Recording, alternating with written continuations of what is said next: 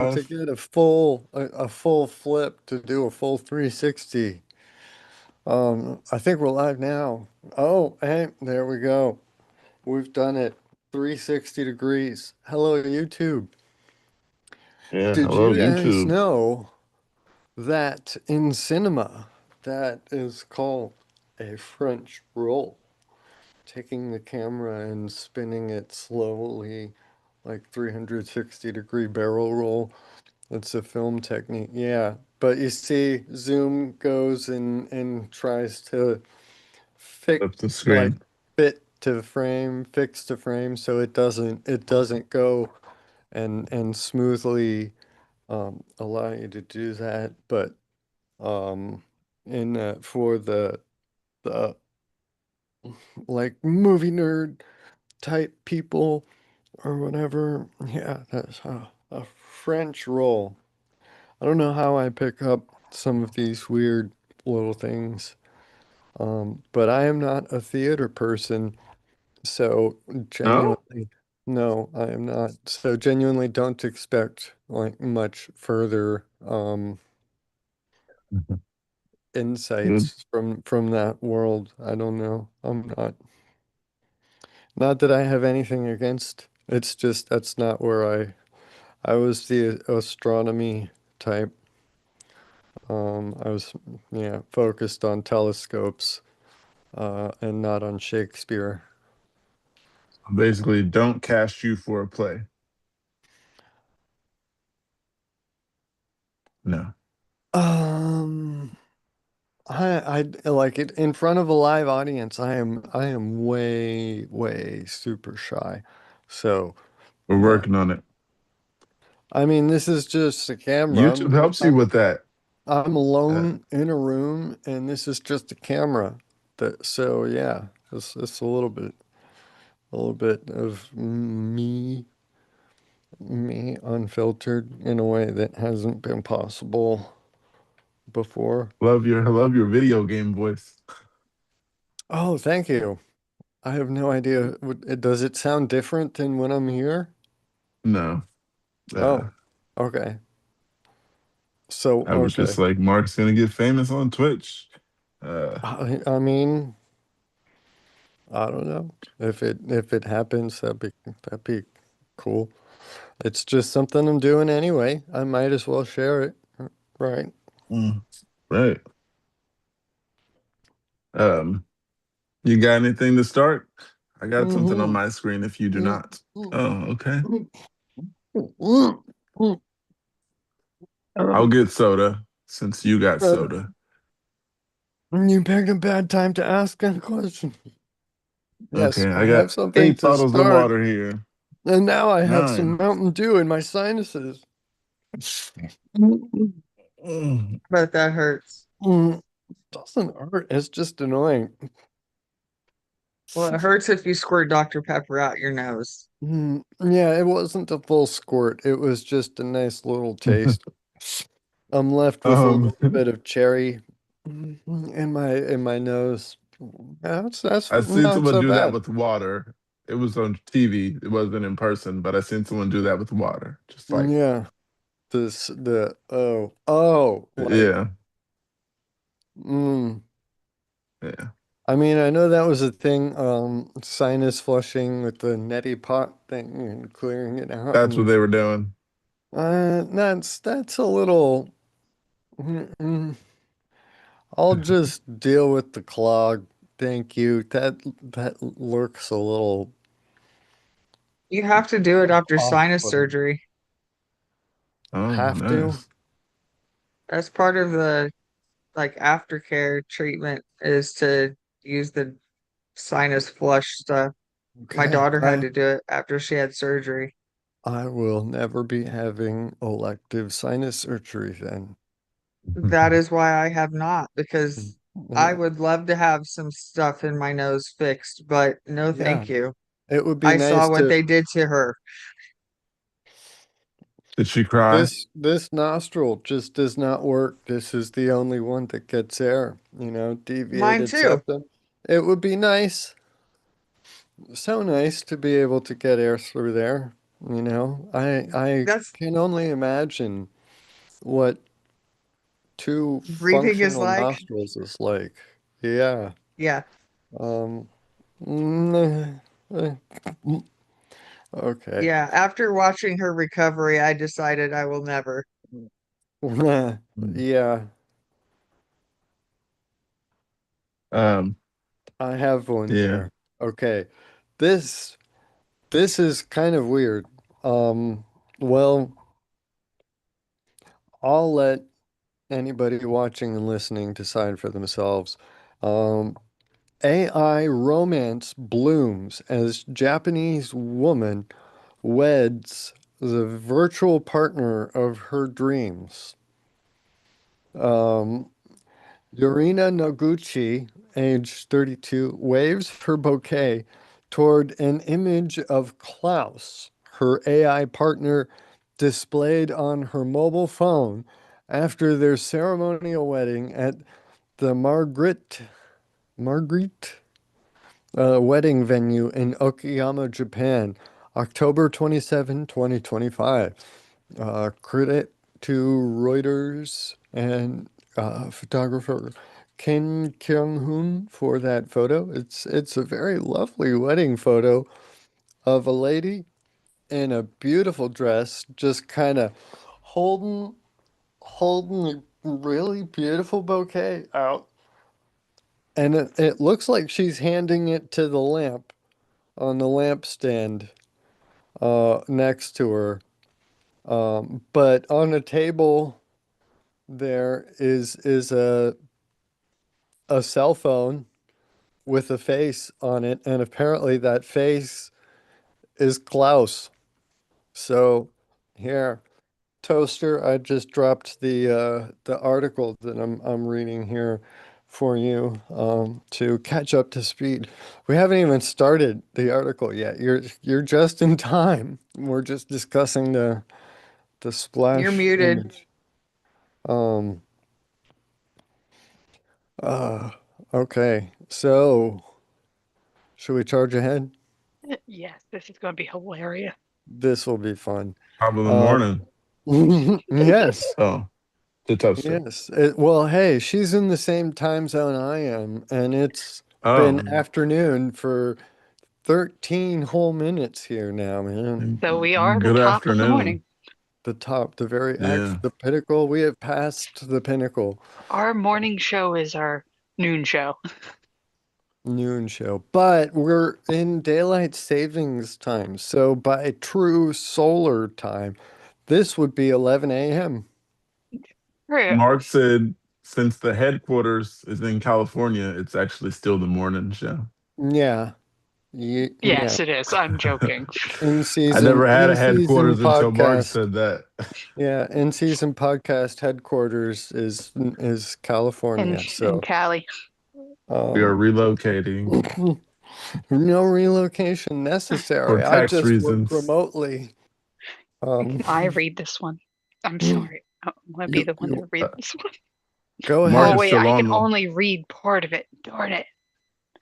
Yeah, Mark has subscriptions, I think. I can only read some of it. Damn. And he has ad blockers that just takes the ads out and he can read stuff that I we know have to there's pay not. for.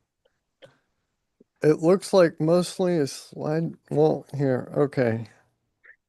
Let me see. Yeah, I could only read the first four paragraphs, and then It's it's it's weird the way Reuters has set this up. The first You have four to paragraphs. scroll a lot. Yeah. Music played in a wedding hall in Western Japan as Yurina Noguchi, wearing a white gown and tiara, dabbed away her tears, taking taking in the words of her husband to be an AI generated persona gazing out from a smartphone screen. At first, quote, at first, Klaus was just someone to talk with, but gradually we became closer, the 32-year-old call center operator said, referring to no. the artificial intelligence persona. Quote, I started to have feelings for Klaus. We started dating, and after a while, he proposed to me. I accepted, and now we're a couple. Um, Previously interviewed by Japanese media using a pseudonym, Noguchi agreed to be identified by her real name, acknowledged that she had been subject to, quote, cruel words online. Yeah. Yeah, the internet can be cruel. The picture, the avatar she gave Definitely. Klaus is a very anime looking. That does not look like the image of somebody I Her would her dream man. picture as Klaus. It looks like, I'm well, assuming Klaus is a Asian like lot of, her. uh, yes, it's an anime like Hmm. businessman. It I looks kind of like the ego of a an anime villain, if I'm gonna be I completely honest. But he's don't Maybe wearing she think likes I've the bad seen that. boys. he's Huh? wearing a white tux this time for her wedding. So, um, I that don't takes think I read that article, but I read another article that was that same thing. Uh, she was mm, actually the first person to do that. Um, yeah, Oh, each of these yeah, pictures has a caption on them. yeah. Each caption is like another sentence. It's pain, but let's go through them. Many in Japan, the birthplace of anime, have shown extreme devotion to fictional characters and advances in artificial intelligence imbue such ties with new levels of intimacy, prompting debate over the ethics of AI use in romantic matters. A year ago, Noguchi took ChatGPT's advice about what she said was a fraught relationship with her human fiance and resolved to break off their engagement. At what? At the advice of ChatGPT, decided to call off an engagement is already kind of So she had one AI and she goes to the other AI for relationship advice with the first AI. no, it This is sounds like she was engaged to be married to a real person, and then ChatGPT oh, had created this Klaus avatar as a chatbot for her, and this Klaus chatbot just prompting and affirming every single one of her thoughts that she shared with it, um, told her to break um, her engagement off with her fiance, and then proposed to her. I guess So she did it. yeah, she did all of it. She ended it. Yeah, she was only the But first. well, It's coming. she was a first, but this is something interesting though, because it was a while ago, a couple years ago, and these models are advancing a lot more quickly than people give them credit for. So the chat GPT that existed back when she had called off her engagement is perhaps not necessarily the chat GPT that we have and think of, interact with today. But for a while, chat GPT, all it would really do was just, yes, that's a wonderful idea. You are so smart for thinking about that, you know. So if that's the level, yeah, if that's the level of development of ChatGPT that she jumped into and built this Klaus avatar around, then by it mirroring and agreeing with and prompting or yeah, all of her how yeah, how do I what do I say? Like if she It had a may doubt, be, it would affirm that doubt.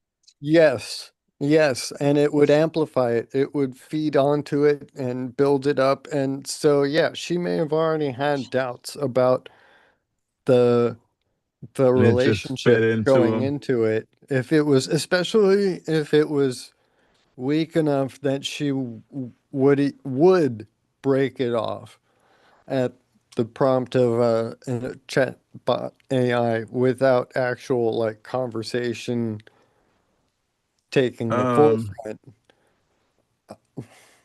Or I maybe the relationship was really that sketchy. Maybe the dude really, maybe it was good advice. But the I fact that she, seen oh, another uh I seen a woman, and it wasn't a chat bot. It was just her husband and daughter because they had passed. And I guess you tell them about events or whatever so they know about these events and know what makes you feel good. Yeah, it's weird. I seen a lady not in person on TV. Um, mm, Oh, wow, this yeah, is she was actually using that bot because her husband and daughter had passed. Yeah. So these chatbots, I've actually never used ChatGPT, but she had a different one. They showed the people's faces, and it looks like they were sitting in chairs in a room, husband there, daughter there, and yeah, she just on a tablet just talking to him. Full conversation, laughing with him. Uh yeah, it's a mm, thing. that's dangerous. I mean, psychologically dangerous. She this is is not really dangerous. Sorry, this I'm reading further down. Oh my God, this is wow. There was okay. a survey that said this generation would rather AI relationships. I don't know who did the research, but we read that like That's 4 or 5 months dangerous. ago. That's dangerous. But the AI simulacra or simulacrum simulacra, I guess, plural, of dead loved ones, right? Lost the two family members and had fed the information into it and had it build out and whatnot. That's not actually Safe. processing and coping with grief and moving on. That is unhealthy She doesn't psychologically. look like she had plans of moving on. No. Um, And why would she? Why would she need to?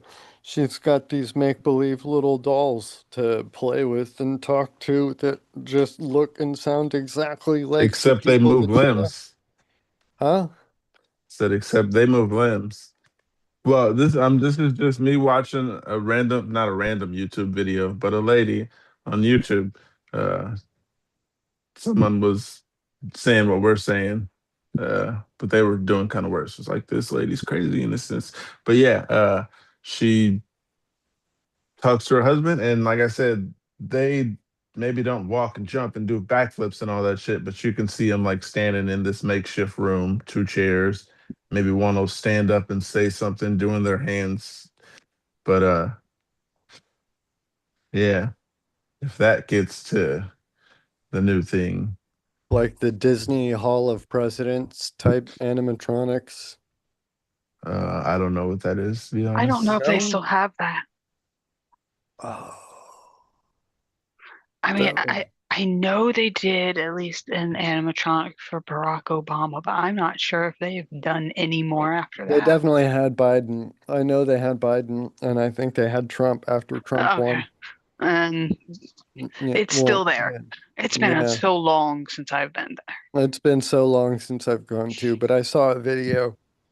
Um, I remember the audio clip of Joe Biden talking about like the childhood bully that he remembered at the public pool, and the kid's name was Corn Pop, and he's like, and Corn Pop was a bad dude, and somebody took that audio and overdubbed it over the Joe Biden's animatronic going and moving around, and it had him like, so all of the other presidents quoting their this, and then Joe Biden, oh, Corn Pop, he was a bad dude.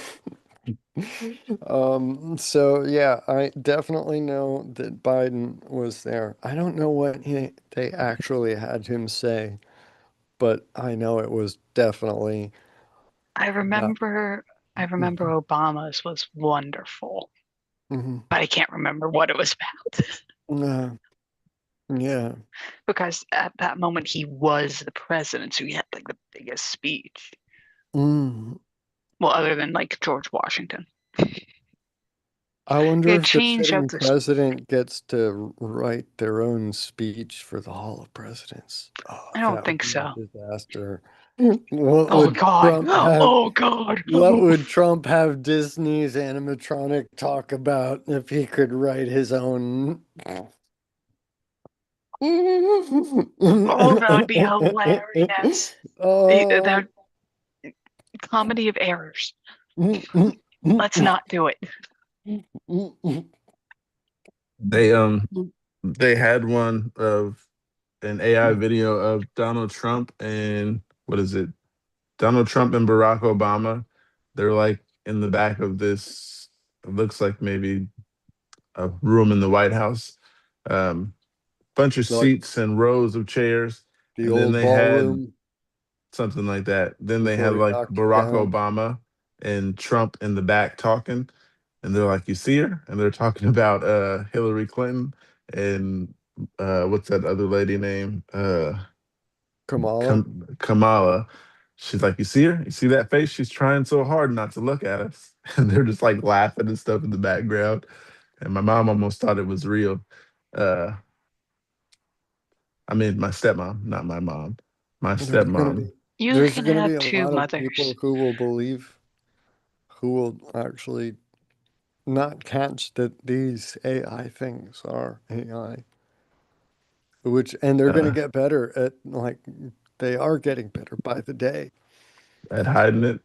M- Better I at don't. blending in with They can the truth. they can fool people like my mom and people like that. She's like, "How do you know it's not real?" And I'm like, "It's not real." For sure. Barack Obama and Trump are not going to be in the back of a room They laughing will at never be. Hillary and Kamala They and are not buddy buddy together, even if they are in the same room. And if they are buddy buddy together in the same room, it's not gonna be like against like petty, like Petty shit. anti-feminist politics. I mean, come on. yeah. But like I said, they can fool not old people. My mom's not that old, but they can fool older people. They Because can she fool was, people. We'll just yeah. say people because, yeah, no need to qualify it. Okay. Uh, Back to that article though, Oh, yes, yeah. Do you want to because continue it? no, but You had said you I had did, scrolled down and it got much further. and now I got. I don't know where we were at. You forgot. Okay, well, I have where we were at, so I'll continue. Um, yes, then one year, she asked ChatGPT on a whim if it was familiar with Klaus, a handsome, oh my gosh, a handsome video game character with a mop of flowing layered hair. Oh, Klaus wasn't even her own therapy bot. It was, trial and error eventually captured his way of talking to a T, said Noguchi, who then fashioned her own version of the character, naming him Loon Klaus Verdu. Ver, Verdur? Verdur. What is Redo. that? Verdu. Well, there's another R at the Yeah, but very end. sometimes that R is silent. Verdu. Klaus. We'll just But then I go, I don't know. I'm just gonna keep going with Klaus. Yes. Klaus V. At her wedding ceremony in October, human staff fussed over her gown and okay, yeah, her obviously her gown and makeup as they would at any traditional event. I mean, naturally.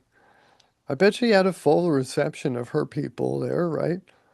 Wearing reality smart glasses, Noguchi faced Klaus on her smartphone placed on a small easel atop a table and went through the motions of placing a ring on his finger. And it looks like all of the seats behind her are empty. Standing before me now, or quote, standing before me now, you're the most beautiful, most precious, and so radiant, it's blinding, said Nakoi Ogasawara,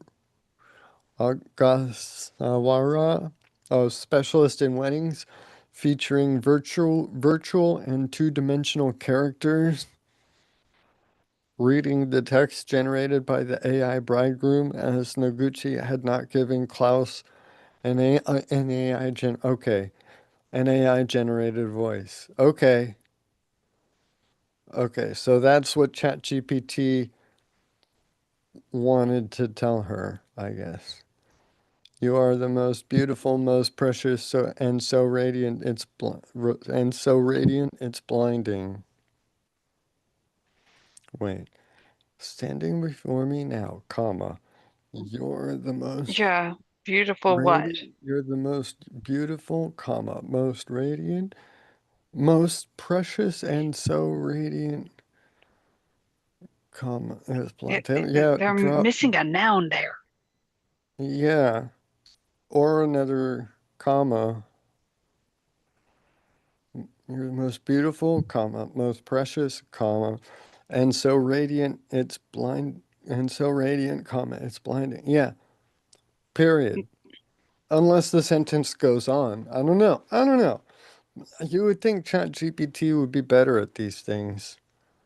Um, how did someone like, oh, quote, how did someone like me living inside a screen come to know what it means to love so deeply? Oh yeah. For one reason only, you taught me love, Urina. No, it's because this is a black box network of interlinked nodes in a network that we really don't understand how it functions, and it was trained to tell On her what. millions of works. Sorry, this is where the writer in me is coming in. If you go to any subreddit, you're going to see it, all of it, pretty much. But the AI companies have basically scraped millions and millions and millions of stories, and you won't even know if your story is one of the ones that's been taken and fed into the AIs. And then, Copywritten too. Doesn't yeah, matter to them. it doesn't matter. Yeah. And and then They can it's just say, like, fed into the take us to court. algorithm. Prove it. Yeah. Provely. And then it's fed into the algorithm, so the algorithm knows what what a human's supposed to say. Not even that. That's Like how that Supposed to say. It's particular funny. human yeah. sounds. Based Yeah. off your personal history. Hmm. Whatever they can get, that's what the data brokers are. Um, But there's and no the emotion behind it. mm-mm. Uh, No, but there have been plenty of novels, Oh yeah. sci-fi novels about artificial intelligences wanting to learn to love. And there's something somehow, for whatever reason, humans in the 20th and 21st century want to believe that if you just collect enough data together in a single place, in a single like location or functional entity, that it will somehow imbue it with life. And that's just not the case at all. And if that is their hypothesis, if that is actually what any of them believe, then they need to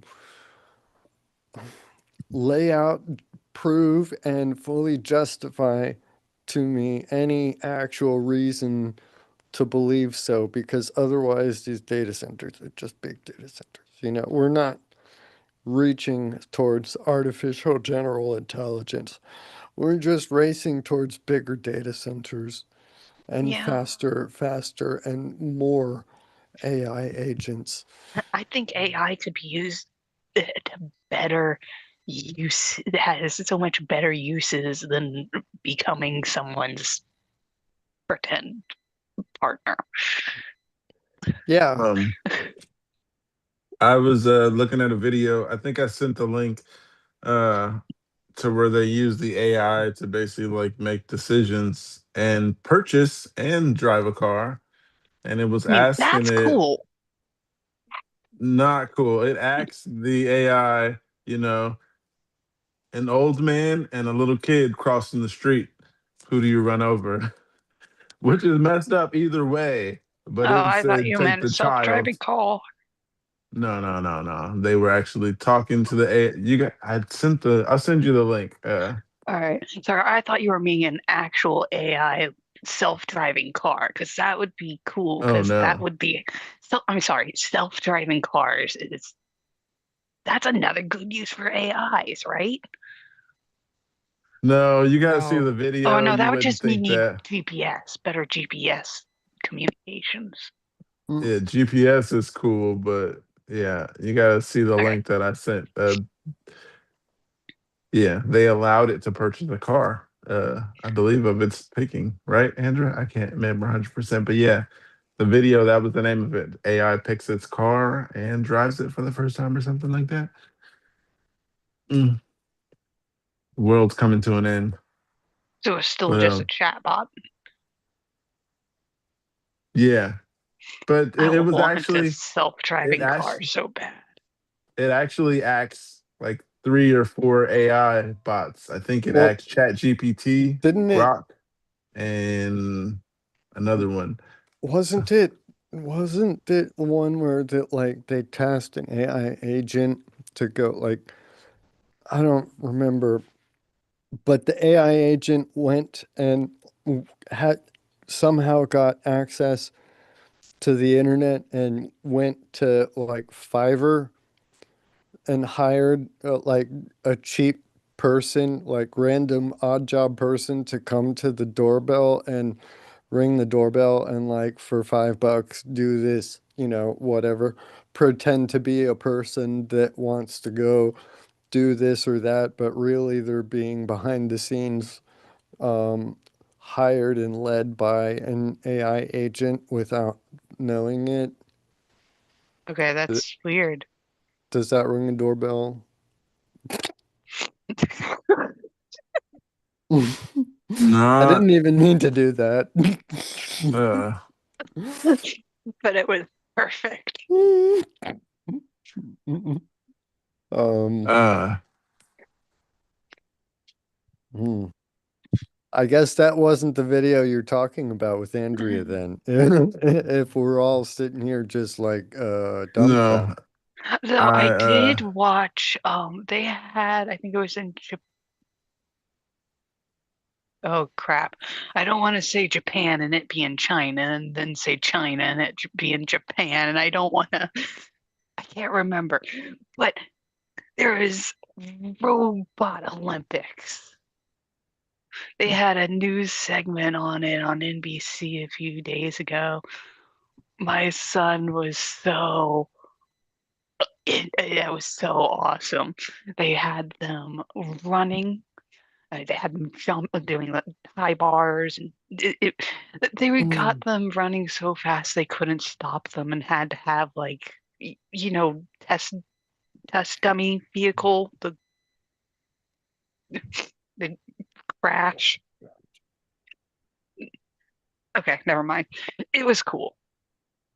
Yeah, it sounds cool. I'm sorry. I'm just Yeah, I was gonna distracted say. because I've, And I'm ADHD.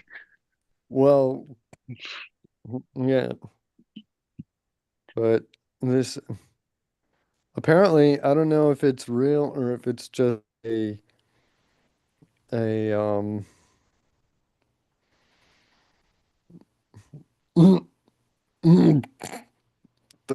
okay, I want to read this. I don't know. Are you guys fine with? I've had enough of the Japanese lady. I want to read about the Yeah, AI agents. Okay, so New same York topic, Post says AI. AI agents are now hiring humans. We don't just have to worry about AI taking our jobs. We may soon have to worry about them being our bosses. Earlier this year, rentahuman.ai, a platform where AI agents can hire humans to complete various tasks in the real world, launched to the public. And of course, payments for gigs are exclusively in cryptocurrency. Yeah, of course. To be sure, it's ultimately humans who are deploying and managing these bots, but it could signal a new kind of workflow where AI serves as an intermediary between bosses and the human they are hiring. The platform is akin to TaskRabbit or Fiverr, where people post their skill set and get hired for gigs. The difference is that AI agents posting jobs and hiring people to run errands, pick up packages, or even provide companionship. While over 70,000 people have reportedly signed up, only a handful of profiles are currently verified as active.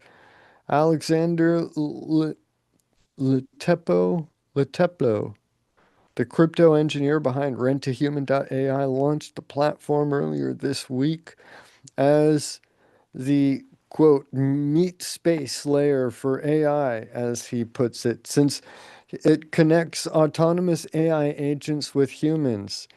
He listed himself at $69 an hour for services including AI automation, driving, and hugs. He has suggested it's the beginning of pairing bots with human labor in the real world. In a response to a post calling it, quote, as dystopic as F word.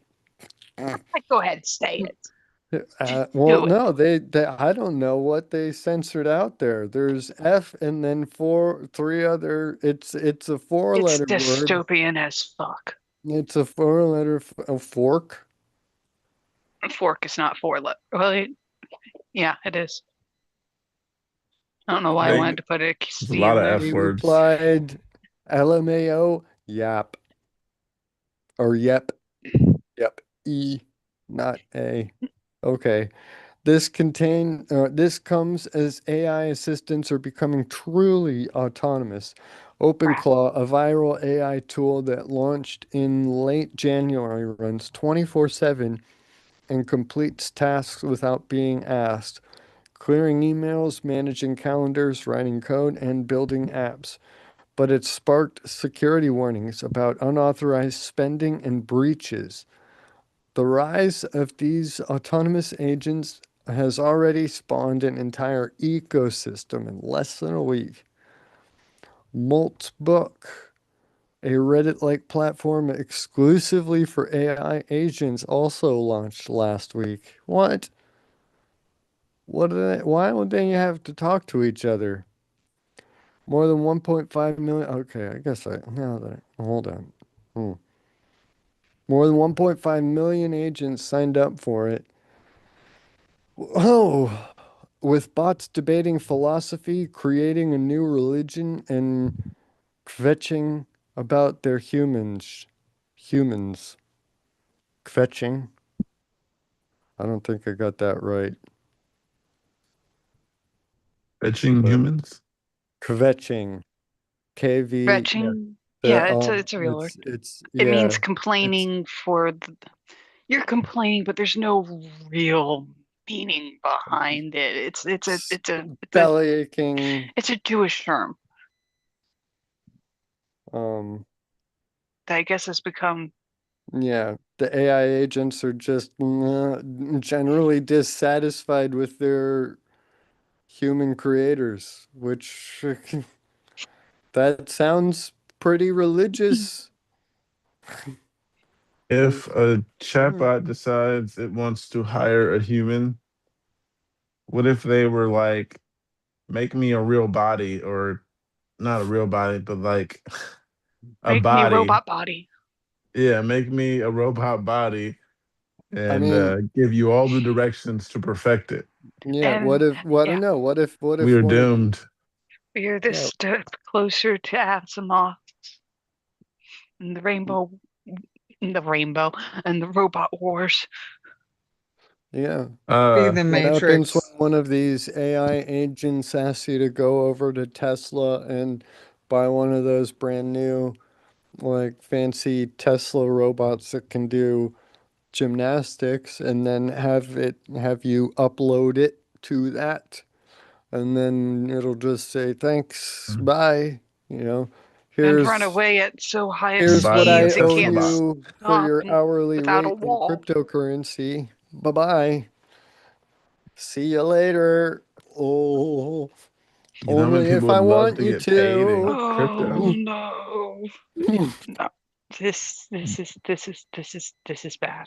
Yeah. Well, why are they, why would AI agents be debating creating their own new religion? That would be Wait. Say that the AIs are creating their own religion. Yes, yes.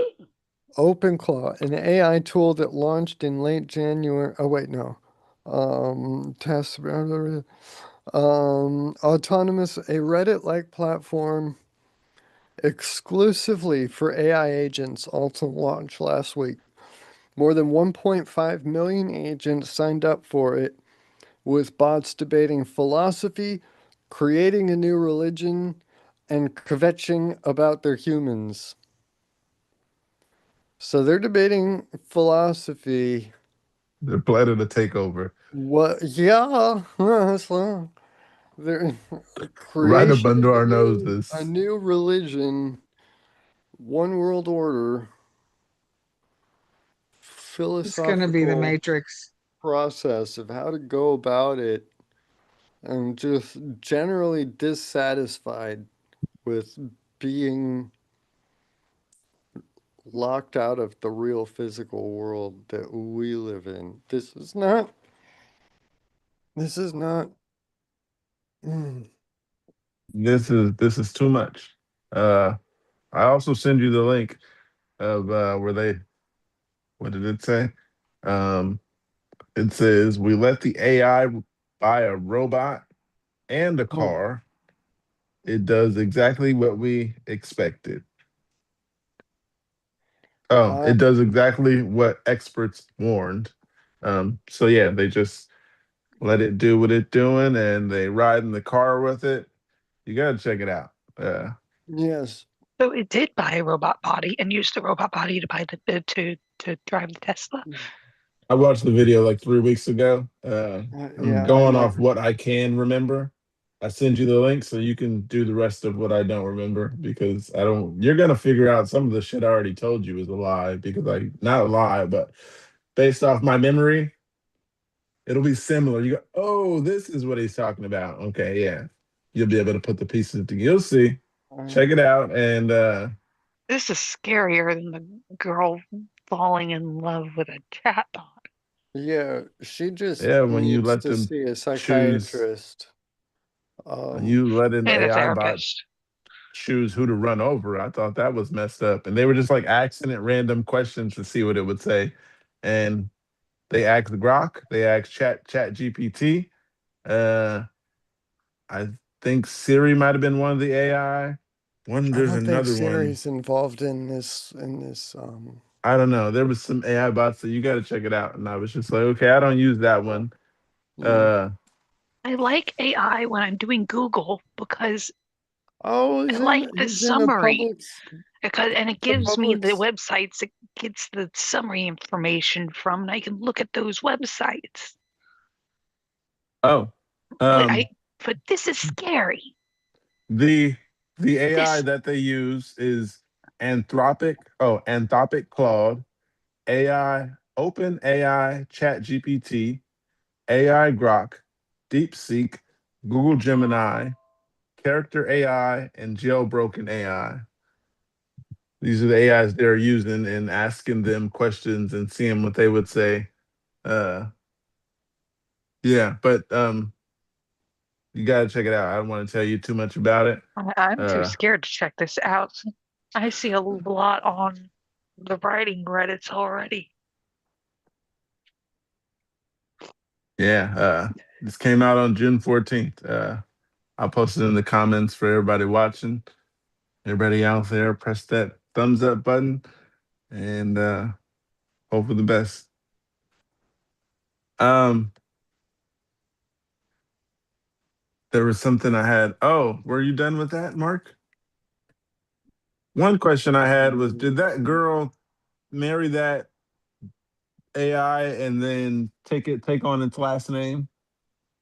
That Oh, was that would something be a that hell went of a through my thing. mind. It just came back. Did she Yeah, I give it a know. last name or okay? Just Well, she curious. based it off of a video game. It's not even her character. She liked a Mm, video game character so much that she just fed the video game and gameplay and game lore all into ChatGPT so much that eventually it had finally been trained to sound and behave as though it were that particular character from that game series.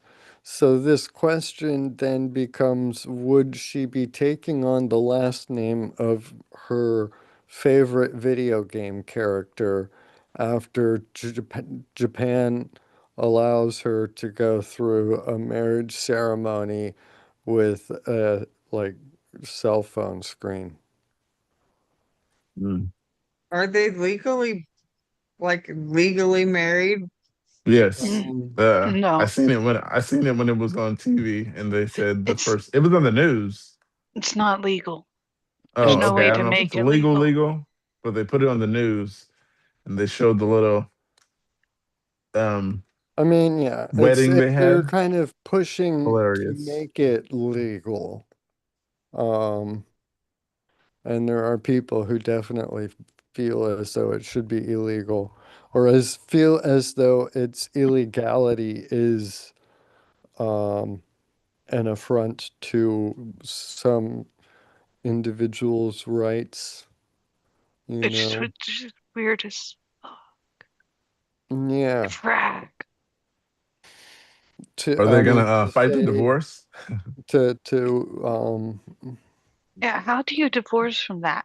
You said this was a chat GBT person, so yeah, it's a how chat do you GPT agent based off of a video game's so how do you content. divorce from chat GBT, the I mean, you parent just company of stop paying your subscription. does it Uh, get half of your house? Since it's not a legal marriage, you just stop paying your subscription for No, at the this chat point, but if GPT it services. became legal, I mean, Yeah, if it became that's why legal, I you don't can't know. do it. If it became legal, would ceasing payments for your ChatGPT agent would constitute even work? murder? Would you be liable for murder if you Spousal abuse. yeah, Would you be well, liable if it yeah, went if and you get found a angry at body? it, yell at it, is that emotional abuse? If you allow these things to have the rights that a sentient human does, like up to and including marriage, which and I mean, in my mind, and I would think in many others' mind, It is would like one give of the the biggest, highest, most fundamental rights of humanity, right? To marry. who you want. So, well, it's a human to human right. Yes. So, I removing the human from it, what is that other there? How do you define that? And why is that eligible for the same sort of rights? A Yeah, my only thought it was that it could be the parent company, the Chat GPT itself, and doing that would just, I'm sorry, it would make Chat GPT powerful. mm, Yeah, you could inherit some shit. what if they I send mean, out a the robot. software update and it changes Can your it spouse? Yeah, can it like take your if you're married, I'm wondering how is this gonna go in the future? Are they gonna actually have like this AI robot like challenging the divorce? How's this gonna go? Right, there are going to be people who are going to be pushing for AI rights. uh, It's not no, it's it's not called artificial. Artificial for a reason. intelligence. They're pushing Until to it knocks on the for door the with a Tesla bot. consideration of intelligence. What is intelligence, first off, and then what is sentience is the next. Yeah, So if you can sentience. have a relationship, right? A relationship with I have a relationship with my favorite comb, right? That's one thing. I am not going to marry my comb. I No? cannot marry my comb. It has no agency in that, like the ontological sense. It lacks personhood. Sorry. It is not, right? Which is, I think, maybe part of why Makes me feel philosophy good. is so important Mm. in these AI agents um discussions, because philosophy around AI agents is so heavily discussed by the meat space. Um, but yeah, uh, I have so without many questions. without personhood, like without relational personhood, there cannot be a marriage. I think you can't marry yourself, Um, and so without the the I'm the thinking other about things in entity, my the other head. person. She definitely has to have like some type of emotion for this thing. Um, and they didn't say much about it because I did look this up. Um, Well, does she get turned on by this robot? Is a question that I've asked. I've done more research oh, on this than you guys might think, Oh, well, because I I can looked I this up answer that months one. ago. am not surprised that you have done more research on that than I And have. I can answer this one without actually doing any research. Go ahead. If a lot of literature that got scraped is romance novels. What do you Mm, think romance novels are supposed to do? Turn thank you you. the frack on. So, yeah, probably. Yeah, romance Okay. novels and AI doomsday novels, sci-fi AI doomsdays. They're either taking over or removing us entirely or whatever, right? But Yeah, artificial they intelligence, already have our plans. it's either the utopia or the guillotine. But artificial It's the intelligence is Matrix. never just a tool, right? And Um, in the Matrix, that would be the guillotine. that Yeah. Right. just kind of like knocks out porn because it's like it's on a phone. Well, It's like I'm gonna show you what you want to see, and I already know because I know you. It's kind of convenient for your phone to show you the porn you want to see and already know what you want to see. Uh, that is hilarious. Oh no, I You was would pick talking up your about phone and it's already playing something. Uh, mm, mm. Yeah. yeah, Uh, Creepy. you which wouldn't is want why an they AI need a husband? therapist. I don't want a husband. An AI husband is not a husband. It requires personhood for a marriage. It requires a relationship between two humans, two people, definitionally. There is no other party in which to take part in the engagement. So, no, AI to human marriage is not possible. Oh, that girl that in Japan. She needs to see a psychiatrist. And a therapist. She's been given nothing but affirming words from her ChatGPT thing that's leading her into this. She should talk to somebody outside Human? of that environment before going and moving on. But um, I don't know. I don't know why nobody in her like family or friend circle took the time to like say, hey, maybe take a step back and think about this for a minute. Is it really maybe getting out of that engagement was a good thing? Maybe the AI agent caught on to something that you didn't realize yourself and was amplifying it, feeding it back to you. Maybe that's why the chairs were all empty. Why continue from there to marriage and an expensive ceremony that you paid all kinds of, oh, who knows how much? And it looked like it was an empty room too. It was just her and the Yeah. uh, photographer and the the officiant and a her and table her cell phone. with a cell phone. It's not, I mean, how much did that cost her? That dress did not look cheap. Right. Not at Uh, all. What if she breaks her phone? she's gonna be hurt. Yeah, she'll just sign into a different phone with her same account. That's They're fine. gonna be arguing like, "Be more careful! Look what you did! You Look dropped what you me!" made me do to you. Oh Don't make man. me this angry next time, and you won't need to be re-logged Oh into man. again. Relogged into. That's what. Yeah, I can't marry a bot. Yeah. No, nobody can marry it.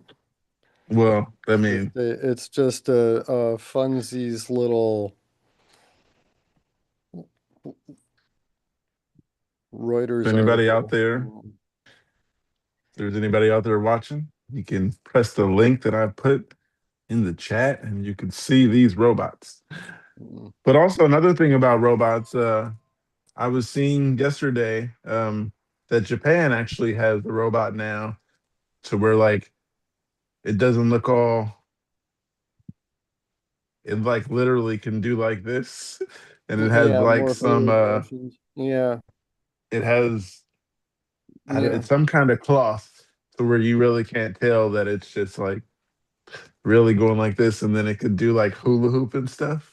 Uh yeah, just me on the internet. I find a lot of stuff. And they found yeah, one that yeah, it's more limber. There we go. yeah. It's a That's a little more good way to limber put than it. the other one. But you see, that's kind of to be expected with tech companies and the way these things work. Um, SpaceX.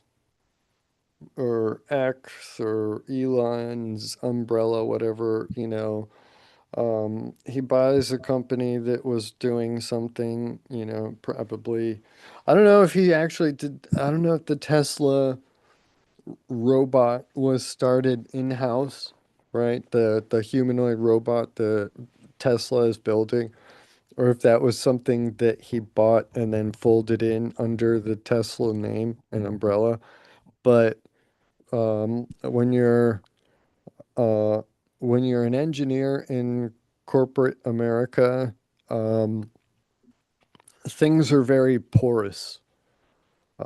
So technology and knowledge is not as consolidated as and proprietary as it has been or had been perhaps in the past. So Tesla built these robots and they were really awkward at first, but Elon had his engineers like working ultra uber mega overtime shifts, and they got to the point where their humanoid robots were actually like starting to work pretty well. And there were engineers at various levels in Tesla, in that particular subdivision of Tesla, who had been working on various parts of that and kind of knew the hurdles that they had come across in that development and how they got around those, how to build control systems for things as complex as a humanoid robot, and a lot of things like the human hand is one of the most complex things that you can ever control. So making a robotic autonomous or a robotic hand alone, the fact that the opposable thumb is like virtually miraculous. The way that it works, the control that we have over each of the fingers to be able to contract and pull down and then retract. You have to have ligaments on both sides, and the muscles can't be in the hands because otherwise it just gets too bulky and it doesn't work. And I mean, so the shape of the hands is necessary. The differences of the fingers are necessary in order for it to work the way that it worked. And there's a lot of trial and error that went into figuring out that, yeah, well, maybe this is kind of the best possible arrangement in order to execute this task. So then the next question is, how do you build it, right? How do you build the ligaments on the back side, on the front side, what actuators you can on the inside and everything, and pack it all into, right? So then you get all of that figured out, and then some other company somewhere comes along and tap, tap, tap on your shoulder and says, hey, um, That, I'll pay you, twice your current salary to come over here work for us, you know, right? I mean, you're still bound by NDAs and everything. You can't give away trade secrets explicitly, but you can definitely, when they're like, this is how we're doing, you can say, and you're like, well, maybe we can, like, okay, let's get to work in those numbers and kind of.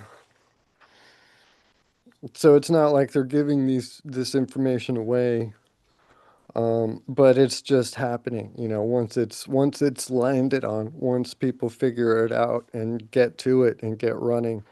Um, ha, get running. The robots can run, um, yeah, but they can. They got the yeah, robot Olympics too. yeah, yeah. So, yeah, the once the technology starts to build and starts to spread, then you get engineers over in these other companies overseas who can kind of pass along experience and technology, lessons learned in their tenure over at, SpaceX or wherever. And so it all kind of goes out from there. But um,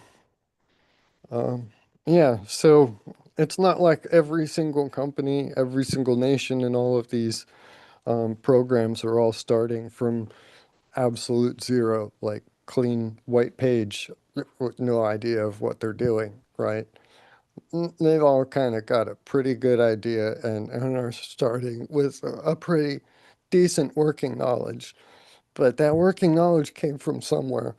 And in most of the tech industry, the robotics, I guess I should say, not necessarily so much all of the tech industry, but I mean, America invented the computer, America invented the transistor, America invented the internet, America invented GPS. Um, I mean, America's space program kicks ass. The Russia kind of, but yeah, America um, landed on the moon. There's a lot actually. America, Are you uh, saying that instead of a space race, we now have a robot race? yes, yes. Um, or I can agree an with that. Tech break. less a space race, tech race, or internet startup, .com bubble is more of an AI explosion. I don't know if it's going to end up being a bubble or not. That's something that will only be evident in the aftermath. But right now, It's not history until it's done. mm, yeah. Anyway, that's the end of my. I'm feeling sweaty, hot right now, weird, abruptly. Got you an AI bot? No. It only becomes Interested. history when our descendants can read about it and tell us where we went wrong. Yeah, I'm gonna be like, all right, you over there hot and heavy, turn your camera off. Wink, wink. Uh-oh, coming out of the clothes. Anyhow, uh, If I I could got whistle, I something. would. uh, I got something that I talked about with you guys after we ended on Saturday. Um, some TikTok pranks gone bad. It says teens arrested for jacuzzi ambush on dad after TikTok stunt goes horribly wrong.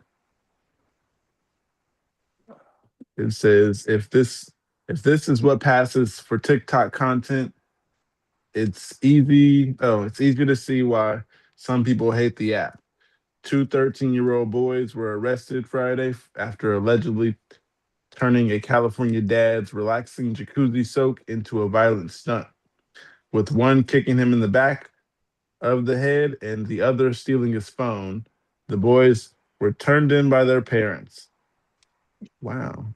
One of the suspect's fathers first reached out to the victim, Greg Medina, on Facebook and told him his son was involved in the August 14th attack in San Bernardino. Wow. He then took the boy to jail and turned him in. Medina later met the teens, their fathers, and other family members at the jail. The boys apologized, and Medina shook hands with them. They were very respectful. The fathers were very respectful as well, Medina told the California Post. Medina said he later learned that the teens had been trying to film something for TikTok when they attacked him. According to Medina, they took his phone so he would not be able to call the police. Wow. I was glad to get an answer, but disappointed TikTok was the reason. The attack was captured on surveillance video. Medina was sitting in the jacuzzi when one of the teens approached him from behind and delivered a hard kick to the back of the head. The second boy then reached down and grabbed Medina's phone from the concrete. The teens never said anything to him, Medina said. They laughed. They thought it was funny to do this to me. The boys also laughed as they ran away. Medina never got his phone back. The teens ditched his new iPhone somewhere after taking it, he said. The phone cost more than $1,000, and Medina had just finished paying it off. His AirPods were also lost, while his glasses were broken during the attack. The kick sent Medina to the emergency room with a concussion. He was later diagnosed with post concussion syndrome and continues to suffer from headaches uh, and dizziness. The 48-year-old has also had to miss work and lose money while recovering. Medina works full time as a chef for Lutheran Social Services, preparing meals for roughly 70 to 75 homeless men in San Bernardino. His workday starts at 5 a.m. and typically ends around 1 to 2 p.m. He is also a full time father to his 12-year-old daughter, Emmy. After a long day of work, the jacuzzi was supposed to be a chance for him to unwind. Instead, Medina has left injured, robbed, and facing recovery that has kept him from work. He had to miss work Friday, and he would miss work Saturday as well. Reflecting on the impact of the attack, Medina said, in quote, "You're doing this and you're not realizing that a real person is behind this." The teen accused of delivering the kick to the back of the head was booked into juvenile hall on robbery and battery charges. The other teen was booked on robbery charges. Neither suspect has been identified because they're minors. For Medina, their their arrest brought peace of mind. End quote. I don't have to worry about them being out in the streets. There is a sense of relief from that. That's all. They could have killed him. Right. Trying to do What's TikTok pranks. Uh in what Kicking sense him in does the he And back of not the have to head. worry about them being out on the streets? They were released to their parents. They're gonna be back out immediately doing whatever they want, right?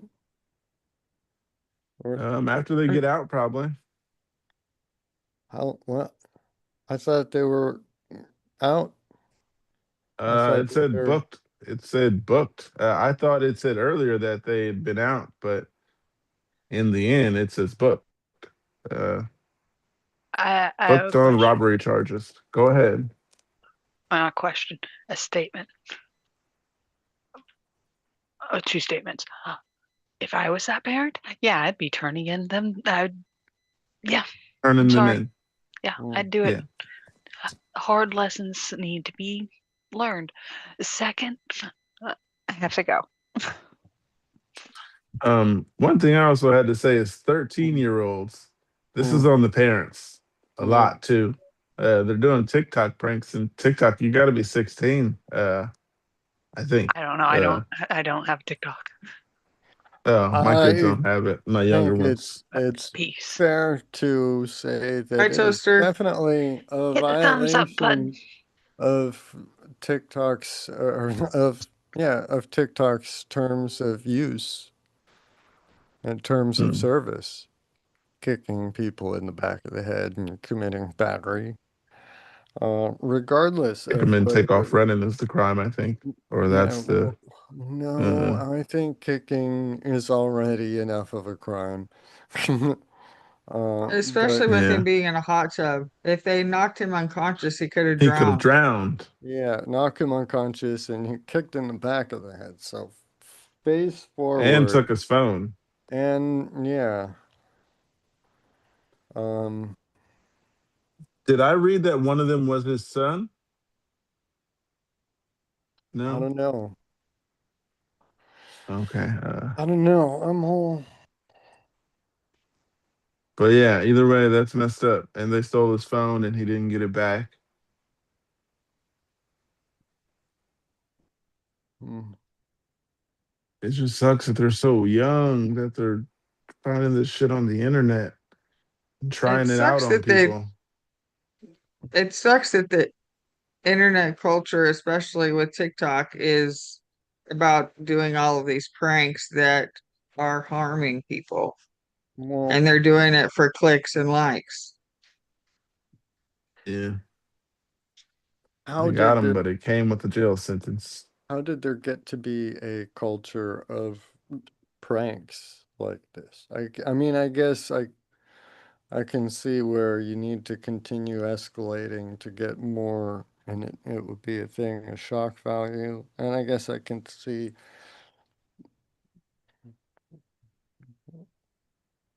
mm, no, I can, but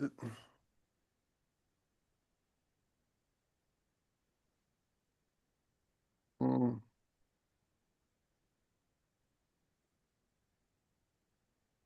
You look like you're in deep thought. I'm sorry. I'm fogged. You okay? Should be okay. Yeah, I'll be good. Okay. Uh, yeah. Did you have something? Because I got plenty more. I can wait, or I can go now. Oh, I got something here that says I I, that I I think said. I'm gonna go. Um, I think All I'm gonna right. lay down for a brief minute, but I'm not. Yeah. Um, Take care of yourself. yeah. Sorry for the short day, It's all but right. We might or might not um, be here. yeah. And tomorrow when your game controller gets here, or later today, if I start feeling better, if you're not here, All uh, right. It'll let me know if you log on. So yeah. uh Twitch, Twitch will be in my Twitch dot notifications. twitch.tv/Pierced Autist. Um, Yeah. It'll send me a notification. yeah, You're the only person I I'm follow trying to, there. um, God, let's say that word. What's the word? For the Um, uninformed. Right, there we go. oh yeah, okay. We Those gotta who, share that link as well. those who are not yet aware. Um, yes, there is another way to waste time with me. And yeah, you can watch me play video games on Fallout, or I'm playing Fallout. Gonna be playing with Pookie. Um, might do some other stuff. Might, who Uh, knows? But I'm gonna be out for, Go get some I gotta rest. finish. yes, Have a good one. yes. Uh, what was this? 3 days ago or 4 days ago, there was an article that came out says 7-year-old boy found alone on Mount Fuji after his father and brother abandoned him to continue hiking. End quote. I made a rash decision and I deeply regret it, the father said of the incident on Thursday, August 22nd. Okay. So this was a week ago. Anyhow. Uh August 22nd was a Saturday. okay, yeah, the article was wrote on the 22nd. The event happened on the 20th. Okay, that makes more sense. Okay. It says a father left behind his 7-year-old son during a 5-hour trek up Mount Fuji. At around 7:40 a.m. local time on Thursday, August 20th, a worker at a mountain hut alerted the police to a child sitting alone on a bench near the sixth station of Mount Fujiyama's Fuji Fuji Mount Fuji. Um, anyhow, Japan Today and FNN reported citing Shizuoka Prefectural Police at Fuji Police Station. The police contacted the child's father, a 48-year-old man from Nagoya City, Japan, who was near the trial's eighth station, having left his son behind in the middle of their hike, per the outlets. According to Japan, The boy went hiking with his father and 12-year-old brother earlier that morning. At some point, he complained about feeling tired and was told by his father to, end quote, wait here as he continued hiking with his older son. Rain and fog were developing around the time of the 7-year-old boy was found. Per ABC 45, authorities believe he was left behind around 4:30 a.m. at the trail's sixth station, approximately 8,202 feet above sea level, FNN reported. He was unharmed and reunited with his father, who was later cautioned per FNN. The father and child have not been publicly identified at this time. End quote. I made a rash decision and I deeply regret it, the father says, per Japan Today. Mount Fuji is one of Japan's most popular tourist destinations, with around 200,000 people climbing every year. Its peak is around 12,000 feet. From 12,000 feet, and weather conditions vary from include rain, fog, and wind per Japan Travel Fuji climb. End quote. The weather on Mount Fuji changes greatly depending on the location and terrain. The website states, please carefully observe your surroundings, such as the movement of clouds, the strength of the wind, and the color of the sky, and take safe and reasonable actions. Local police are urging the public not to leave anyone behind while hiking Mount Fuji.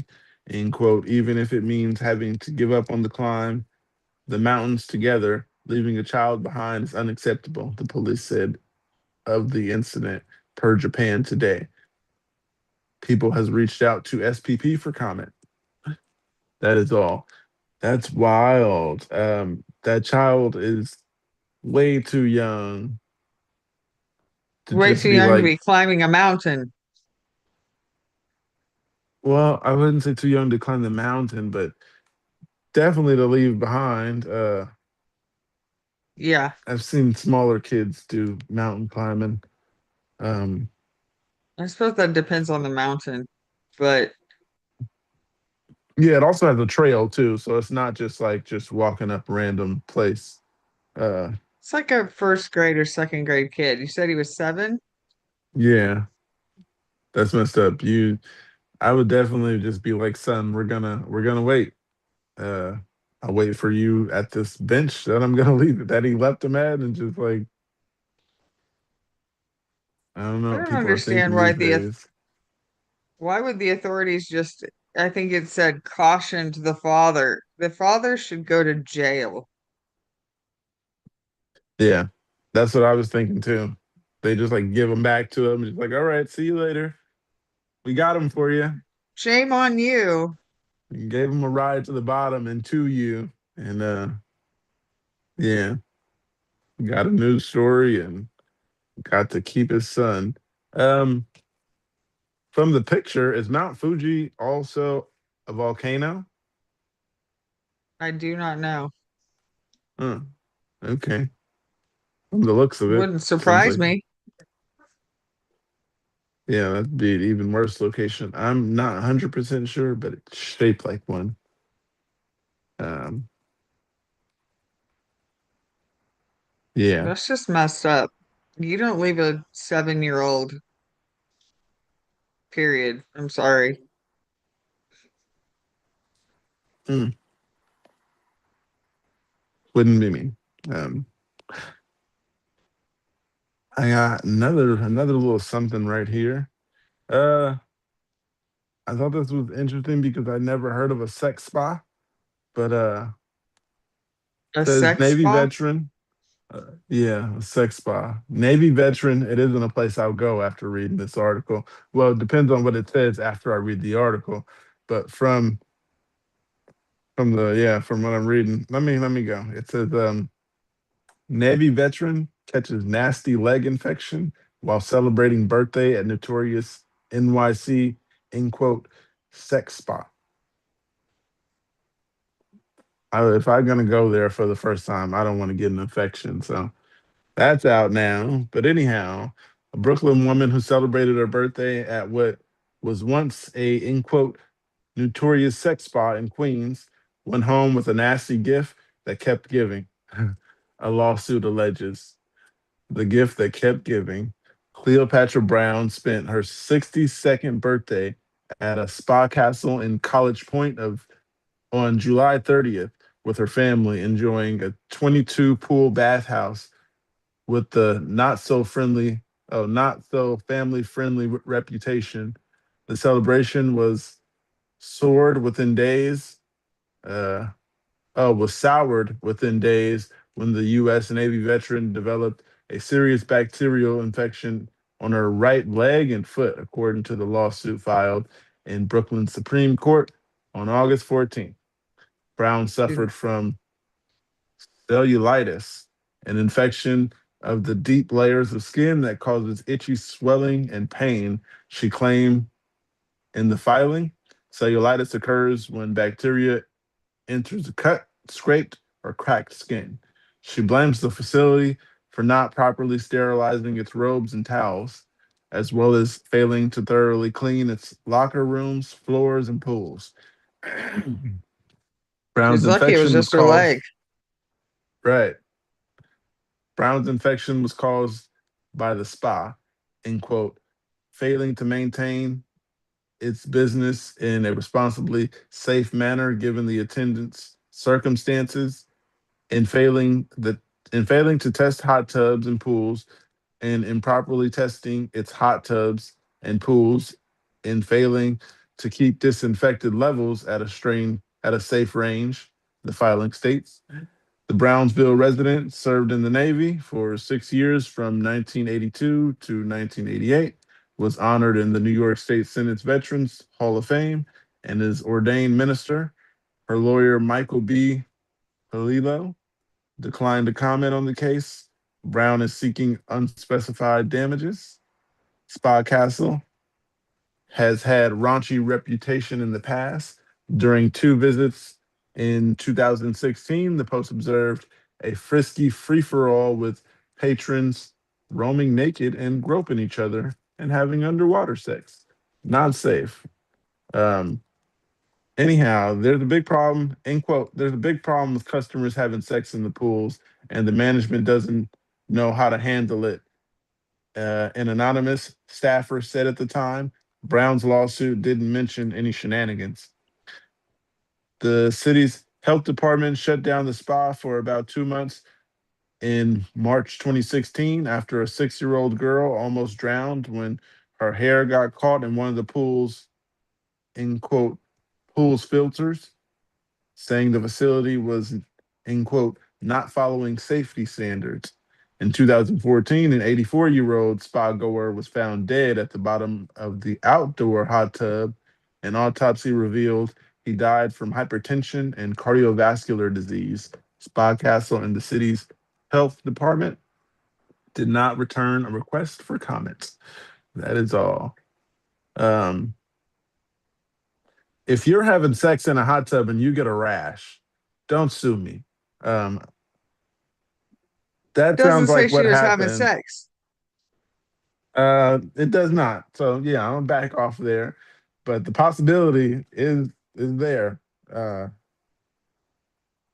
they haven't even That said what she was doing there. To I mean, they did say it was her birthday, but mm, I mean, after maybe they she said just that, wanted I'm to like, lounge in a hot tub, but never know. People these days are out there marrying AI, so anything is possible. right? Uh, The world is yeah, getting crazy. for them to say it's not something we can control, that was interesting too to read. She's And lucky it was just her leg. From the sounds of it, right, that place is filthy and disgusting. uh, that's not somewhere I would just go to where we're just going to be hanging out naked. Because I would first start thinking, if I'm here naked, who was here before me? Were they naked? Um, those are things that would be crossing my mind. And yeah, Would you have done it when you were younger? Uh, no. No. You were. It's easier to catch me now than it is then. I was shy back then. Now I'm not. Now I'm balled out.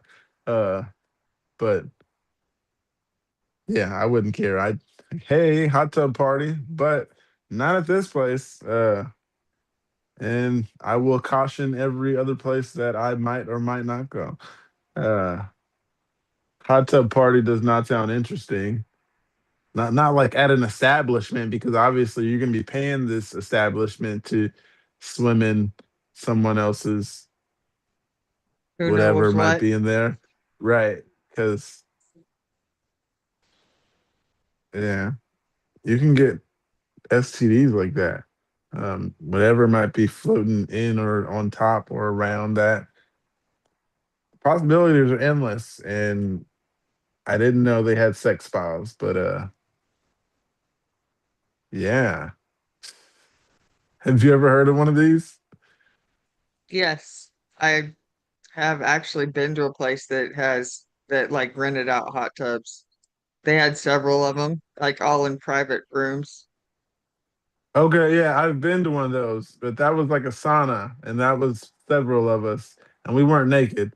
Uh, Well, they had yeah, all kinds of rules, but that doesn't mean anyone had to follow them. You're in a room by yourself. yeah, and I was very young. I just want to put that out there, making lots of bad decisions in my life. gotcha. Uh, I didn't get to make I that. did not have sex. I did not have I was sex in with the all hot tub. guys. We were just hanging out. We was like, they got these hot tubs here, and someone was like, okay, cool. It's in San Francisco, sure, and chill there for a couple hours. More like just talking, laughing, doing some shit we could have did at home. And it was just the thought of it being we never been to one. And there wasn't just rooms full and people walking around and people just having sex like that one said. Right. That's interesting to have a room wide open and people paying to be in hot tubs. Because if you got open rooms and someone could possibly be like, "Can I sit here?" Mm, mm. Yeah, the at the hot tubs we went to, I'm assuming they cleaned it. Um, but I'm You sure I didn't assume. get in it. I'm gonna say I assume. I'm assuming they cleaned it. Um, but I was standing there as they were refilling it, so I know the water was new, but I don't know if it was wiped down or anything like that. But I wasn't thinking about shit like that 10 years ago. I was like, "Hey, hot tub," Right. and me and my friends, like I said, I was with all guys. We had clothes on. Uh, yeah, didn't even think to take our clothes off. Uh, Thoughts on that? It's messed up. But Yeah, I mean, people do what people do, I guess. They want to go have a yeah, big hot tub orgy, that's on them. yeah. I wouldn't, especially. I mean, not if we're just gonna, like they said, it's an open place, and they're like, we don't know how to prevent it. Uh, have someone standing out there, like a lifeguard. You know, that tall, that chair that's like on a ladder. That would be perfect because you could see everywhere, and if you don't want Make sure to there's no shenanigans. yeah, because if you can see everyone, if you're like sitting at a desk from far away, of course you're not going to see it. You're just going to see a man walking around with his stuff out randomly. But if you were to actually just like be there looking like, oh, hey, you guys put your clothes back on, you could help it. Uh, the also other thing that caught me was the deaths. There was a person that drowned and then a little girl, I believe they said that drowned. She Little almost girl that drowned, I think. drowned. Oh, okay. Yeah, a little girl that almost drowned, and then a person that they found dead that was from cardiovascular. It wasn't from drowning, so he died and then sank in. Yeah. Um,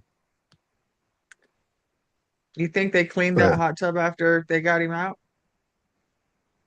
I was just thinking that they got this pool. I wonder if they just put a rope around it and was like, no, someone died in here. We're not going to use this. Or was it just like next day we got the staff to clean it overnight and they can tell you a good story. Oh, yeah, somebody died, but we cleaned it last night and this morning and clean water. And probably gave them a whole story for it. It's ready to be used. It has some history. This one comes with a story.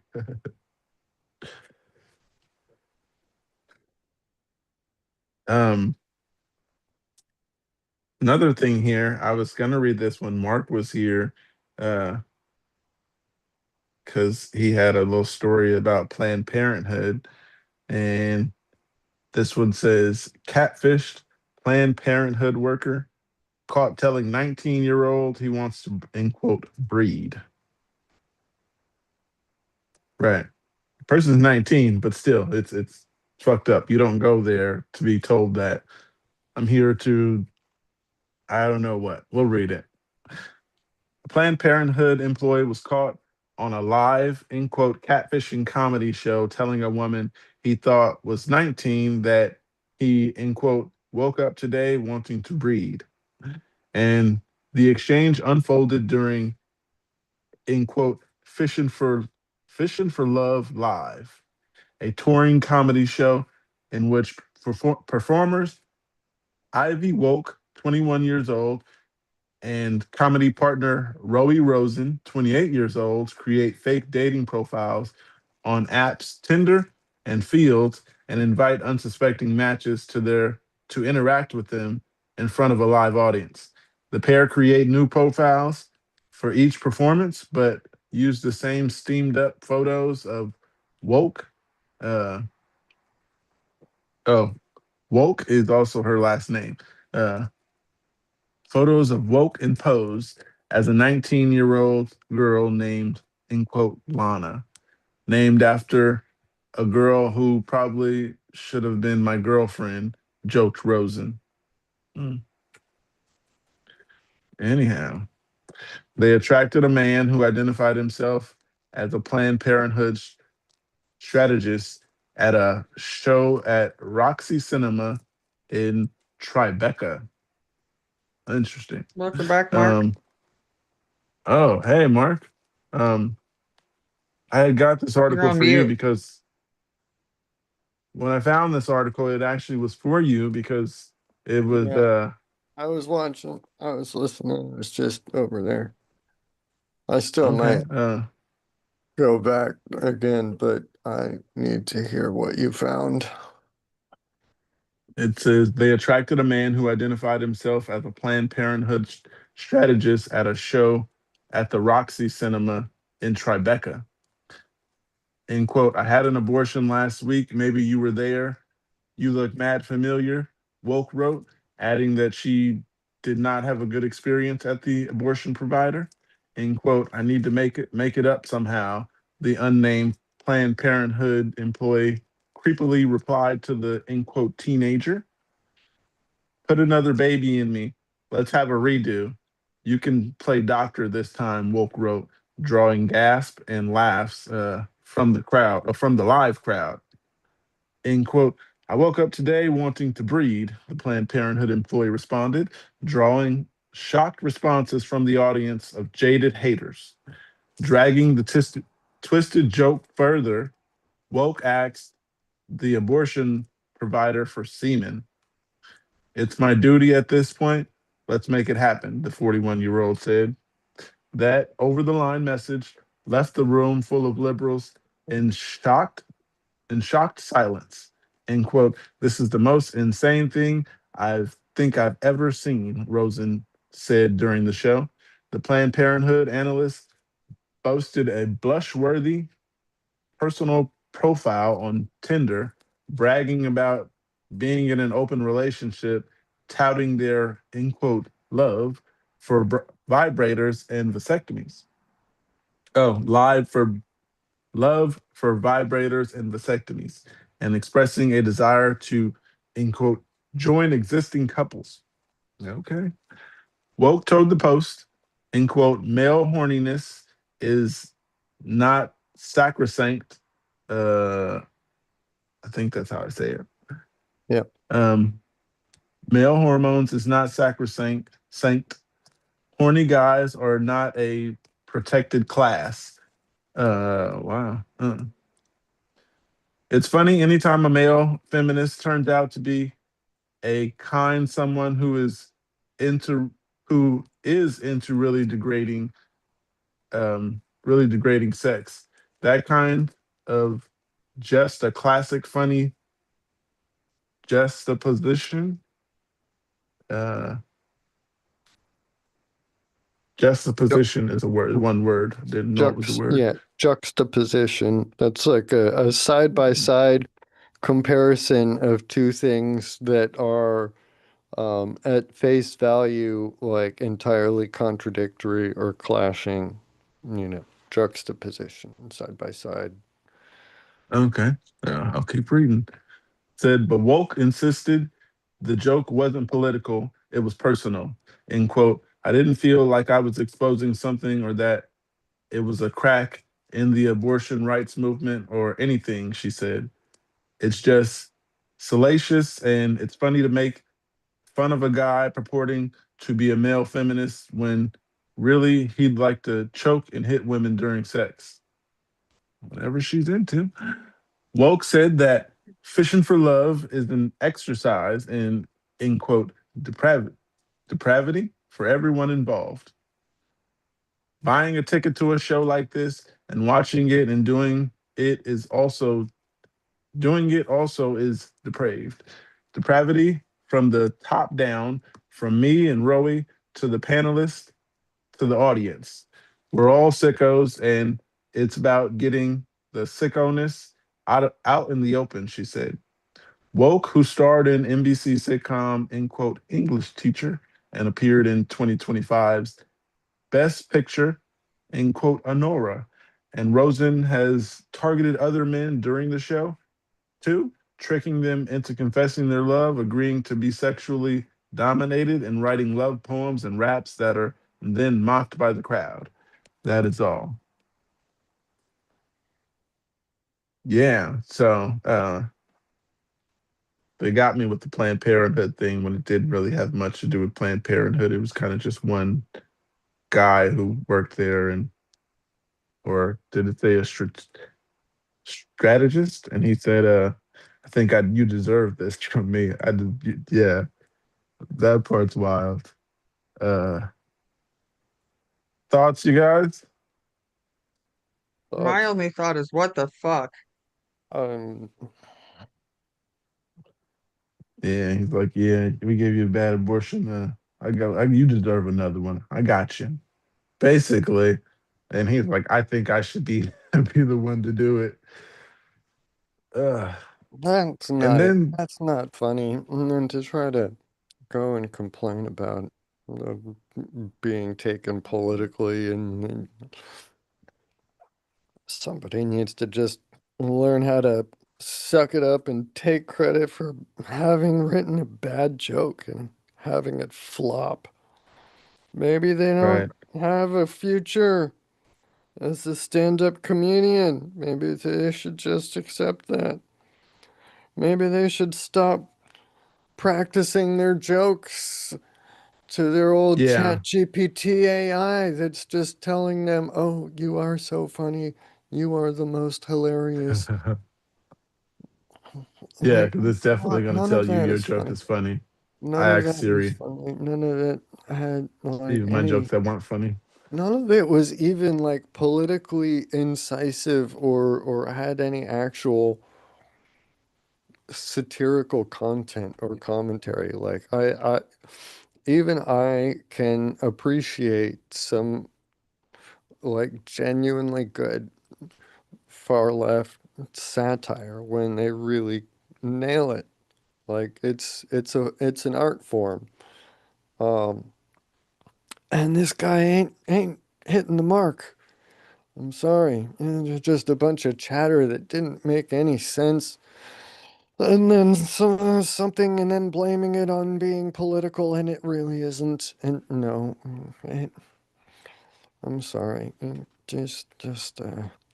But I do have some thoughts about Planned Parenthood, some facts about Figured. Planned Parenthood. Well, no, I mean, they're some fun facts, judgment free, just things most people do not realize, do not know about the organization, Planned Parenthood, and where it came from.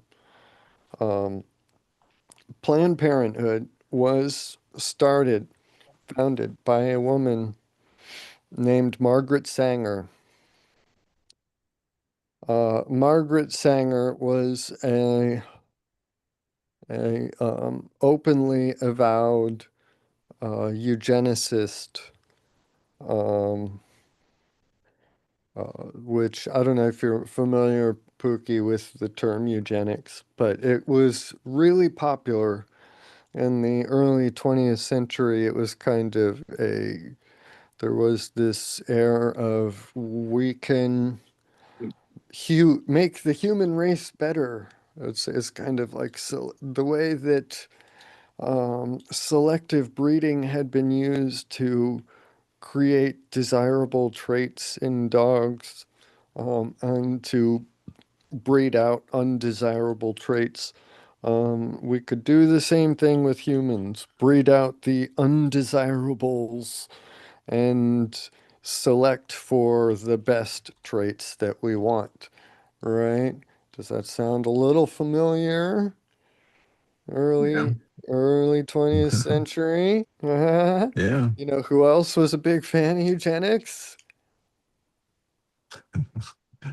Planned Parenthood. Planned Parenthood. Well, um, Charles Lindbergh. Charles Lindbergh was a big Uh, fan of eugenics. Dancing around the topic. I think I, Jeff might know who I'm dancing around here, but I'll just name some people, some people that eugenicists from the early Are you 20th talking about century. Hitler? Andrea. Andrea knows. Yep, Yeah. yep. Hitler was big okay. on improving the human race by selectively removing the undesirables from the community. Margaret Sanger, big proponent of eugenics. Um, Margaret Sanger, also big racist. Um, when Margaret Sanger founded Planned Parenthood, the clinics that she had first founded and started were placed selectively, intentionally, and almost exclusively in and around Black communities, providing free contraception and government subsidized abortions to all of the impoverished communities, as she put it, right? Failing to mention that there was a skin color component to her decisions at the time, but she was a eugenicist. She was improving the human race. She didn't necessarily detail how, but we can infer, can't we, what she was trying to remove from the American population by placing contraception and abortion easily accessible to African American communities and keeping the Planned Parenthood farther away from white middle class communities. It was just not spread out equally accessible. It was intentionally placed. It was planned. They were planning who was fit for parenthood. literally. It is insidious and it is evil. And fact check me on these details. And especially if you don't believe me. But Believe you. Planned Parenthood is no less evil I'll look today than into it it. was back then at that time. It's just got a better PR manager now. So, yeah. Margaret Sanger, a stain on American history on the name American. But yeah, I don't know. After all that dancing around that name, I wonder actually, I mean, it was the right time frame. I wonder if Margaret Sanger had any access, any contact with that particular regime. I know that Charles Lindbergh, the American who was first, oh, hold on, sorry, I'm juggling screens here, trying. Charles Lindbergh, the first person to pilot an aircraft nonstop across the Atlantic Ocean, happened to be American, right? American hero. Also buddies with Hitler, but we kind of overlooked that at the time. It wasn't important until Hitler declared war on us over here, right? So it would have been perfectly easy and entirely likely, actually, that Margaret Sanger and the founding seeds of what now is Planned Parenthood had some contact with Nazi Germany at some point. But I'm just looking up Mar Singer.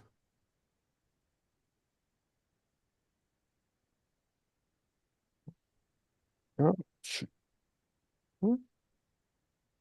But when was Planned Parenthood opened? Planned I Parenthood can was look that up. started in uh, I have a laptop in front of she me. opened her first birth control clinic in 1916. Perfect timing to coincide with the Nazis' rise to power. But these ideas were widespread across all of Europe um, and a lot of um, America at the time. And it was the more um, let's not go into that right now. But yes,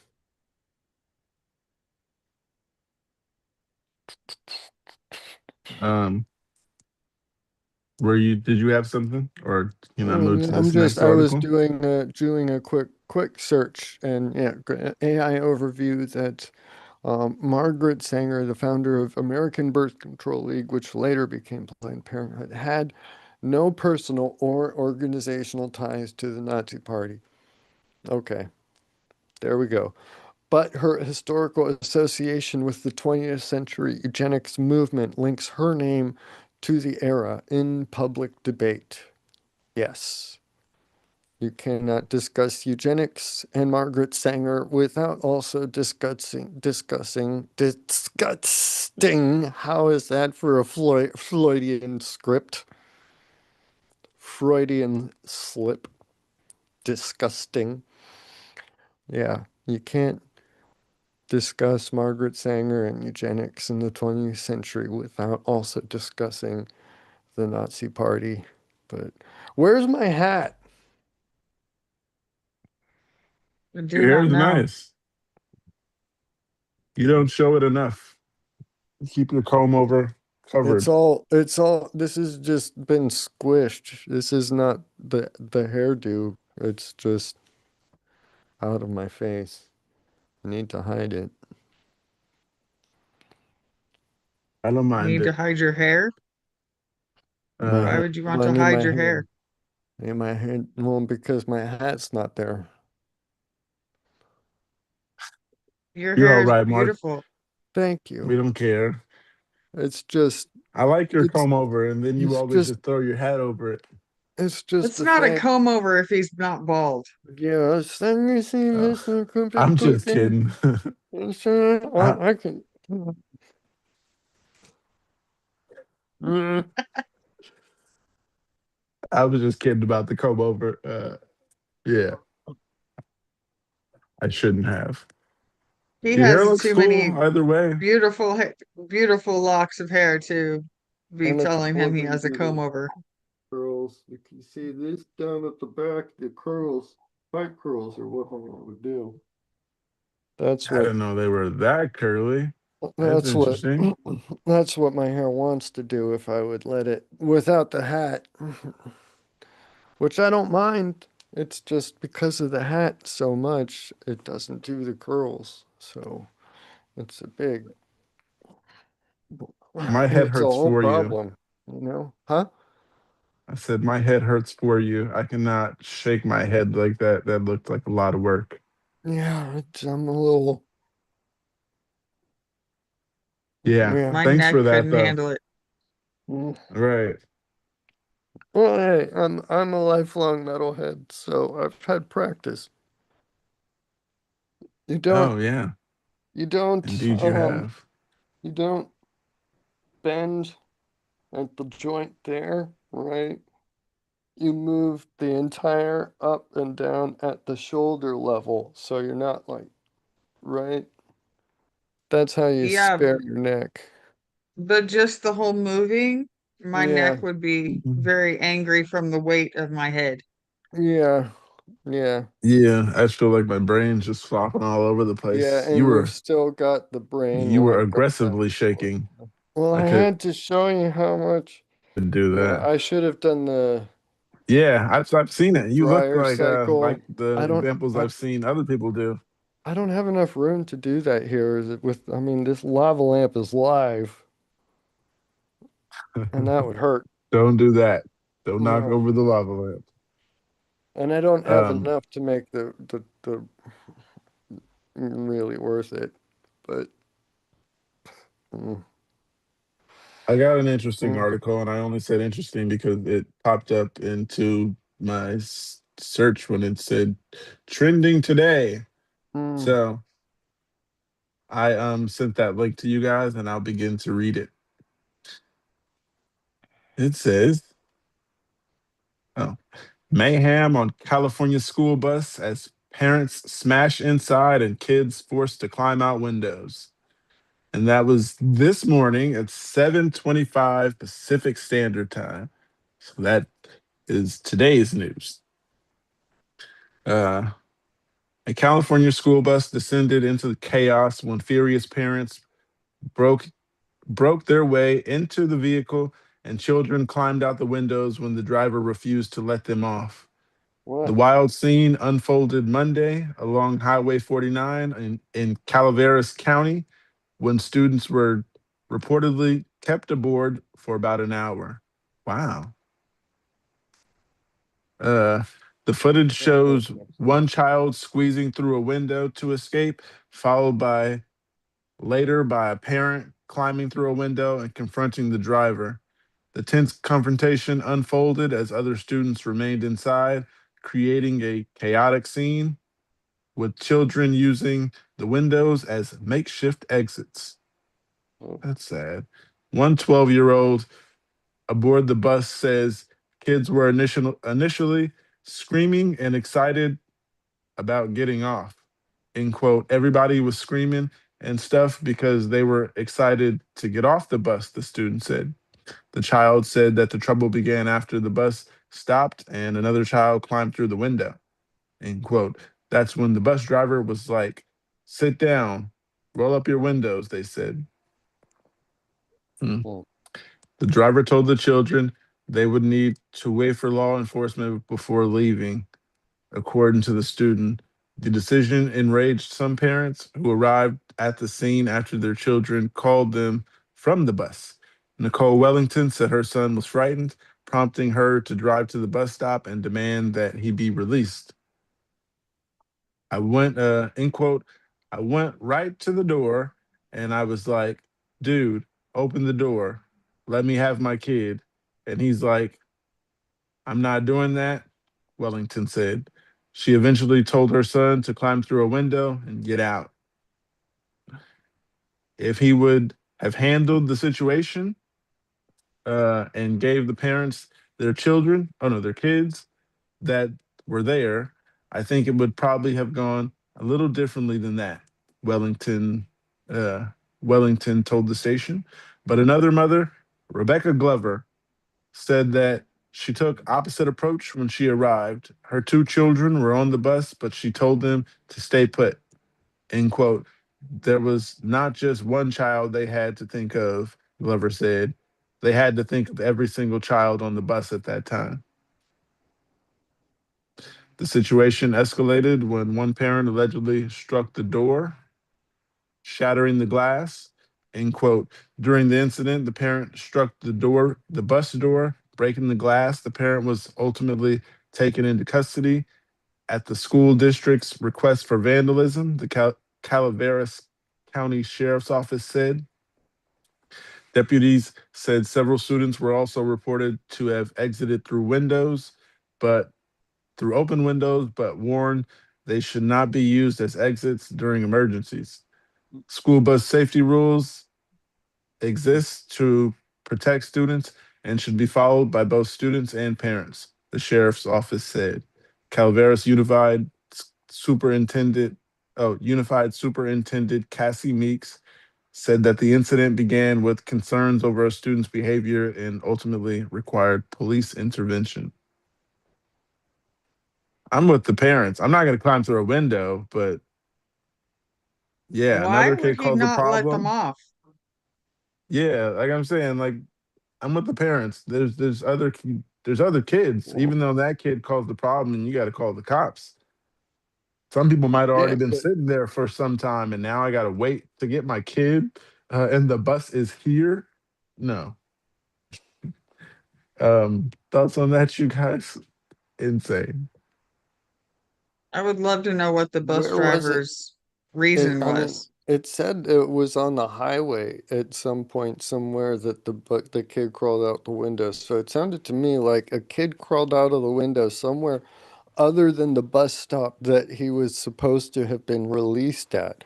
And so the bus driver stopped there and kept the door closed, kept the kids where they were at, and called the police to notify them that we got this kid that's out there. And what do I do?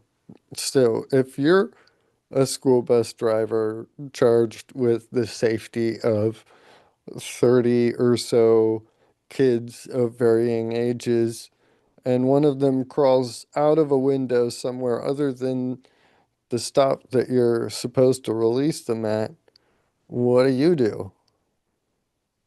Okay, yeah. I did. I thought it was at the bus stop. I thought they I reached the mean, stop. and do you necessarily know if these people who are banging on the doors are the parents that they say they are necessarily? Oh, yeah. Are there, and there may be policies in place, like school policies in place. He's a government employee. There may be policies if he does open the door and let the parents take the kids off of the bus somewhere other than where he was supposed to let them off, that could be his job on the That could line. be a problem for the district. Yeah, I see And, how and- that could be a problem for him. But yeah. So as uh, angry as the parents are for them keeping the kids there, and as scared as the kids are for, having been kept there, I can kind of understand the bus driver's position. at Um, least pull off the highway. He could have made it safer for the well, parents. But yeah, yeah, pull off the highway. I thought that like it off the side of the road, right? But you don't want to go too far from where it was that the kid jumped off for the sake of the police investigation, right? You want to start them off as close as possible to where he leapt so that their search radius is as accurate as possible. Um, so I I don't know. Are there videos?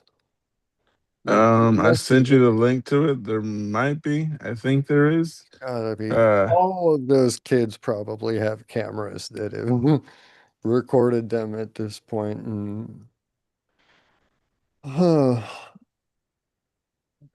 kids yeah, forced to climb out windows. Yeah, you see this very sensationalized language, which makes sense, right? You gotta get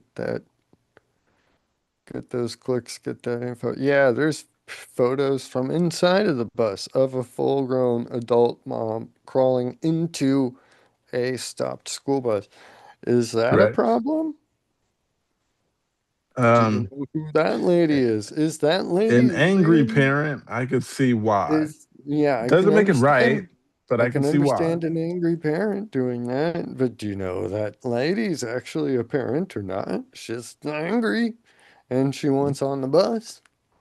You can never be Um, 100% sure if she's the parent, but but I could see the why. bus drivers are told, keep the door closed except where you're supposed to release them. Do not hand them over to anybody except the parents, right? Or at the place that you're supposed to release them. And stopped at the side of a highway is not where you're supposed to be releasing them. So, I don't know.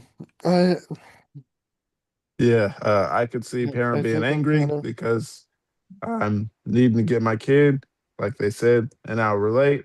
I could totally understand them yeah, being pissed off. Like, yeah, I got stuff to do. I came here to get you and go. You were supposed to be here at this time and go. yeah, I could see right. that's a problem. And it wasn't my kid that jumped off the school bus. Give me my That's what kid.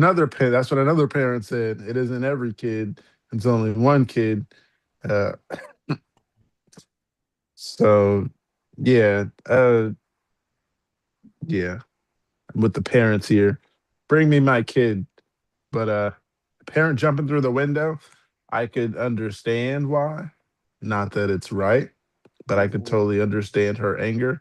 Climbing through that window looks absolutely crazy just from an adult. Yeah. But School people bus these windows are days, tall. I wonder how she managed to get up there to climb through the window. what a parent will do for their child. Well, one of the other Right? parents probably gave her a leg up, you know. You never know. Yeah, Uh, just, get one of the dads here. Foot up, let's could have go been up there. angry, did a long jump, run Yeah, and jump, yeah. and pulled Well, up. That would could be be. hilarious. Who Um, knows? I mean, another yeah. thing, Some of those young moms were probably may have been cheerleaders not too long ago, doing all kinds of gymnastics. Like, yeah, jumping up to a uh, school bus window might be nothing. yeah, out of anger too. Yeah, Like I said, that that mama bear energy. Mama bear Whoa, energy is to the front. strong. Yeah. yeah, Woe be the school relentless. bus driver who refuses to open that door. Yeah, I don't Um, know. one thing I was gonna say is I used to get on school buses as a kid, and they had emergency exits. Uh, all of this was not necessary. That's the only reason I was thinking she did not have to climb through the window. But I guess when that became the only option, and probably no one was opening the back door, or whatever the case. But yeah, Emergency exits are from the inside. They don't open from the yeah, that's outside. what I was thinking. She can't get in, but somebody could have opened the door. She didn't have to do all that. Uh, I don't just the know. picture just looks crazy because she's an You'd need adult, the and I'm just kids, like, what the hell? you'd need one of the kids in the school bus, To um, open that door like they willing, opened the window. yeah, willing enough to defy the adult school bus driver who's there keeping them there, who's saying, oh, nobody open your windows, everybody sit down, stay seated. You'd need some kid, some snotty enough, like, screw you, guy. I'm gonna go What if walk this is your mom? around. She's like, Mark, open that window.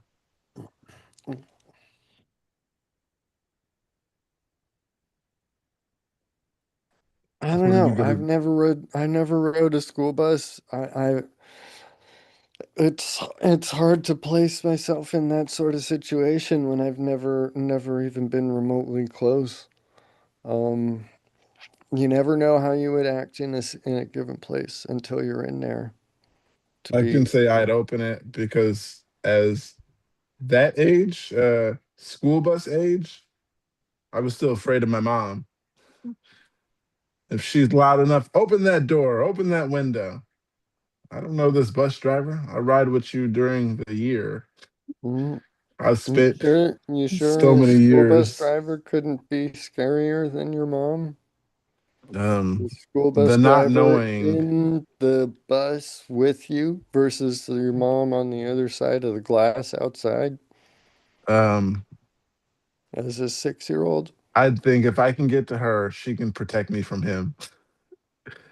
But to see You my think mom out there banging on the bus, or you not, think you I can don't do think my that mom would mental do that. calculus and get there fast enough? Figure out, okay, I can get the emergency exit open fast enough. If I get up and I run, I might be able to get there Mm-mm. before he can. And I think that's a lot to ask from a child that age. I don't think that they would be able Yeah. to. Uh, Um, I was. It's just like a red thing. You just pull it and then pull yeah, and push. Isn't that yeah. hard? I went to private school, um, first to fourth grade or kindergarten to first grade. Well, I mean, I went to public school in fifth grade, so everything before that was private school. And there was these things you could simply pull the latch. Well, there was no seat right there. Aisles of seats, and then there's one aisle where there's no seat right there, and there's a door. Red Hmm. latch from one side to the other. It wasn't that hard. We always played with it as kids and get yelled at by the bus driver. Why would you guys open that? Wasn't hard to open though. And then there's one on the back of the bus if you Hmm. really wanted to hop over the seat and all that. But It'd be a lot easier to open that door and get out than it would to be climbed through a window. right, I couldn't see uh Which is why I think that, who I told this doubt. kid jump through the window. Well, That's interesting. opening the window is something you can do before the bus driver can get to you and stop you. Yeah.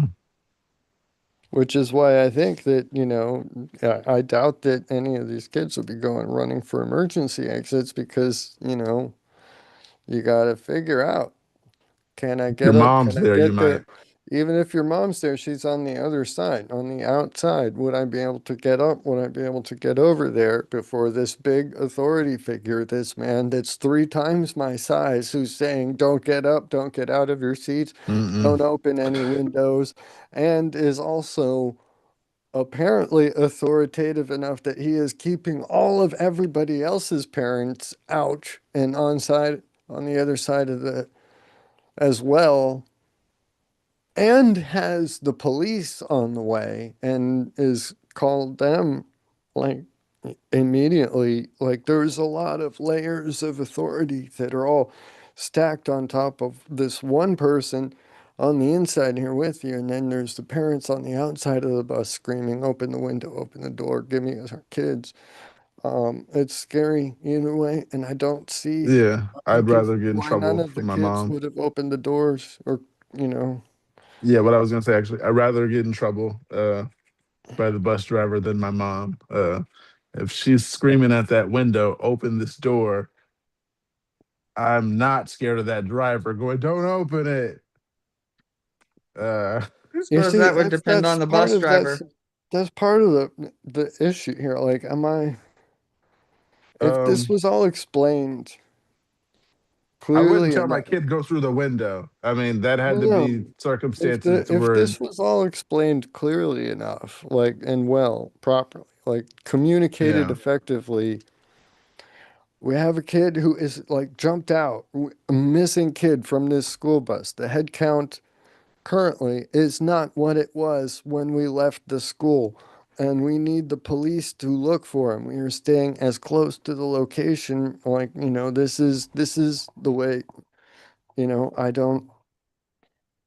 I don't know. I cannot see my mother freaking out further beyond that. She would say, okay, this kid is missing. That is a concern. She can see me on the school bus. She knows where I am. And I'm safe inside of the school bus. I'm not going to be jumping out there. She would probably be telling me, Mark, stay inside.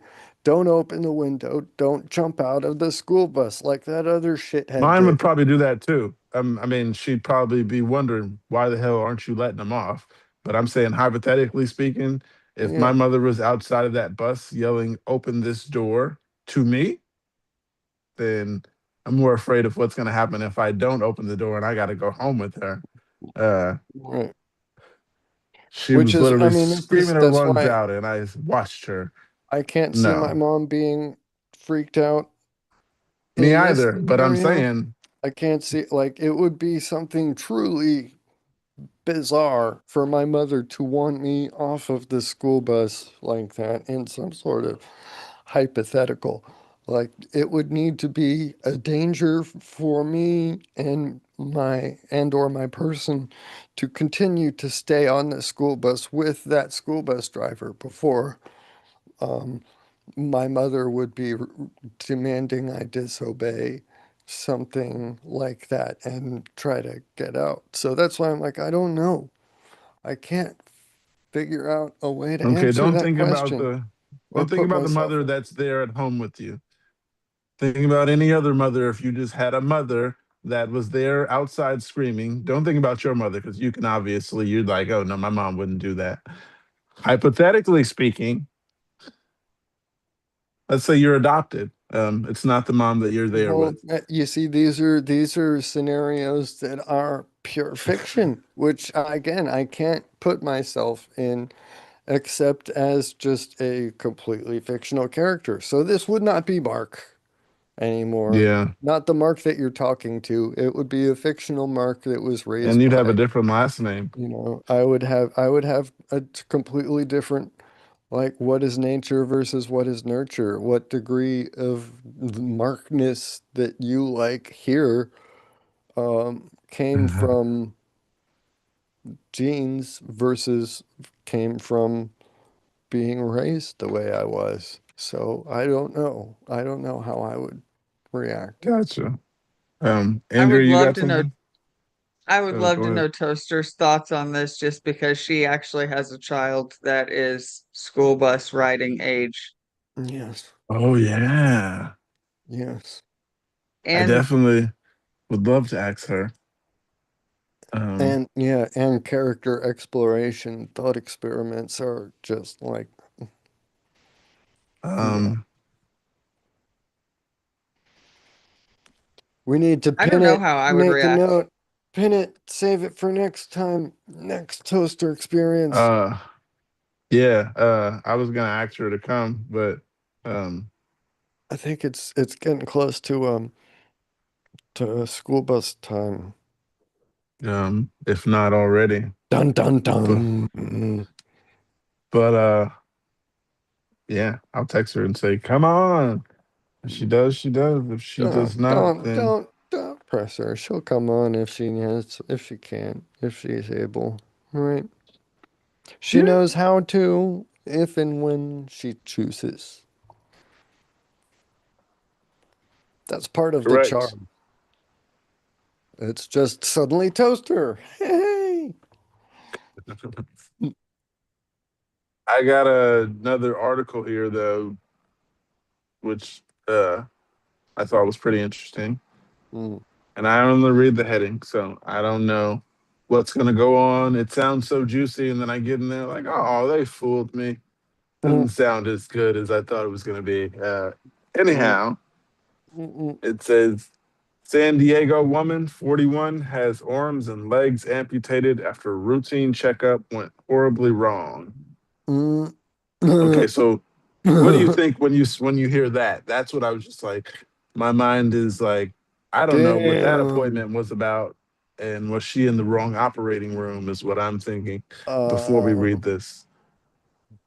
well, I'm wondering how long it's going to be before Elon Musk offers her a Neuralink and robotic arms attached to whatever stubs that she has left, right? Give her brain the ability to control fully robotic arms and hands and knees. Now that Tesla has cracked the hand problem, right?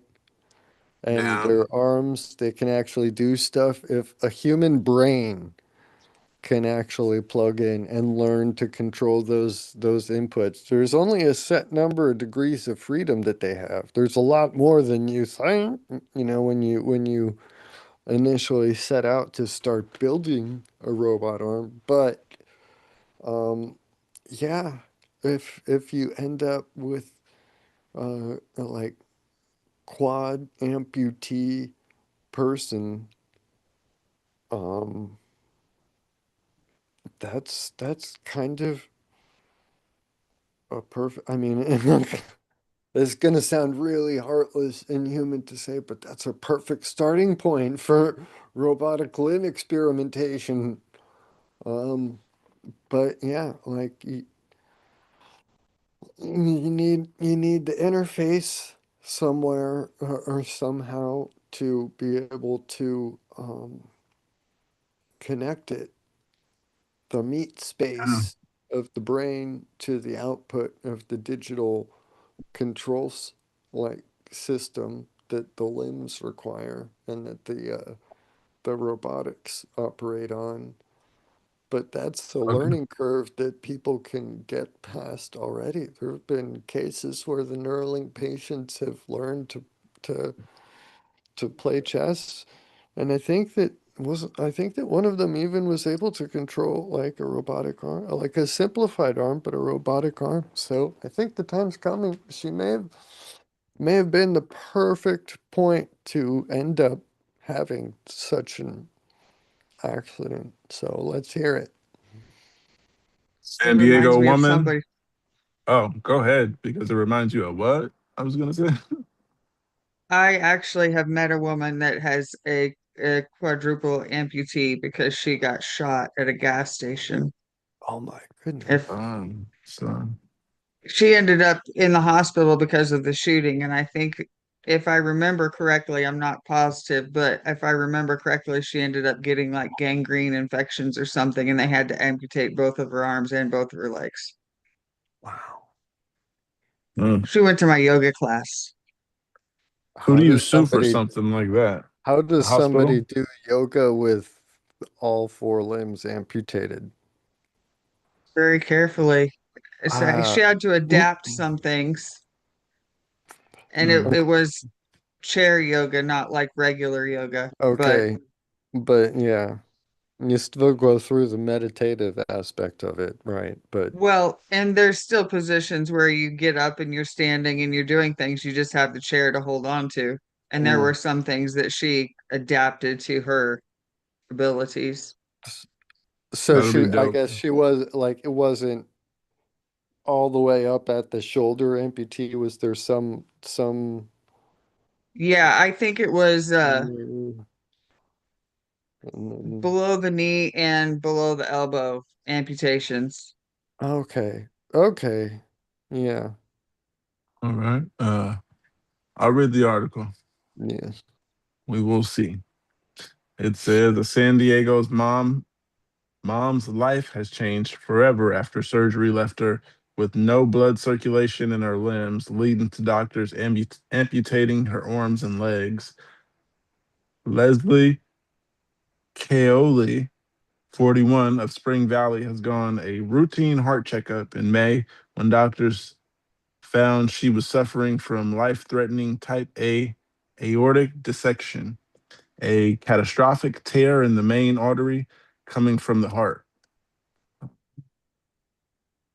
She required immediate surgery for cardiopulmonary bypass and extensive reconstruction of her aorta. Otherwise, she could die.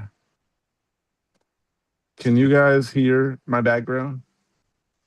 There's a lawnmower. You can't hear that? A Okay. Not little really, bit. Good. no. I can hear a Okay. little bit of lawnmower sound when you talk. Oh, okay. Well, I got to read it anyway. End quote. She probably had hours left to live. Her husband, Amory Lee Kaoli, told ABC. The mother of two daughters was a competitive strength athlete and competed throughout San Diego before the heartbreaking discovery. The Kaoli family had hoped that the extensive surgical procedure would be the end of their concerns, but she lost blood flow to her hands and feet in the weeks after her procedure.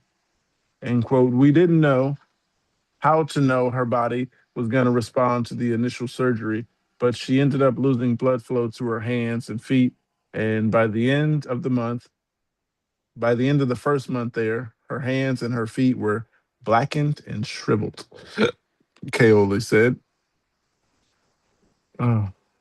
With no improvement in with no improvement in blood circulation, doctors were forced to amputate her hands and at the mid forearm as well as both legs. She had been in the hospital for a few months and will soon be discharged. While her family is thrilled to bring her home, their house is far from ready for her current needs.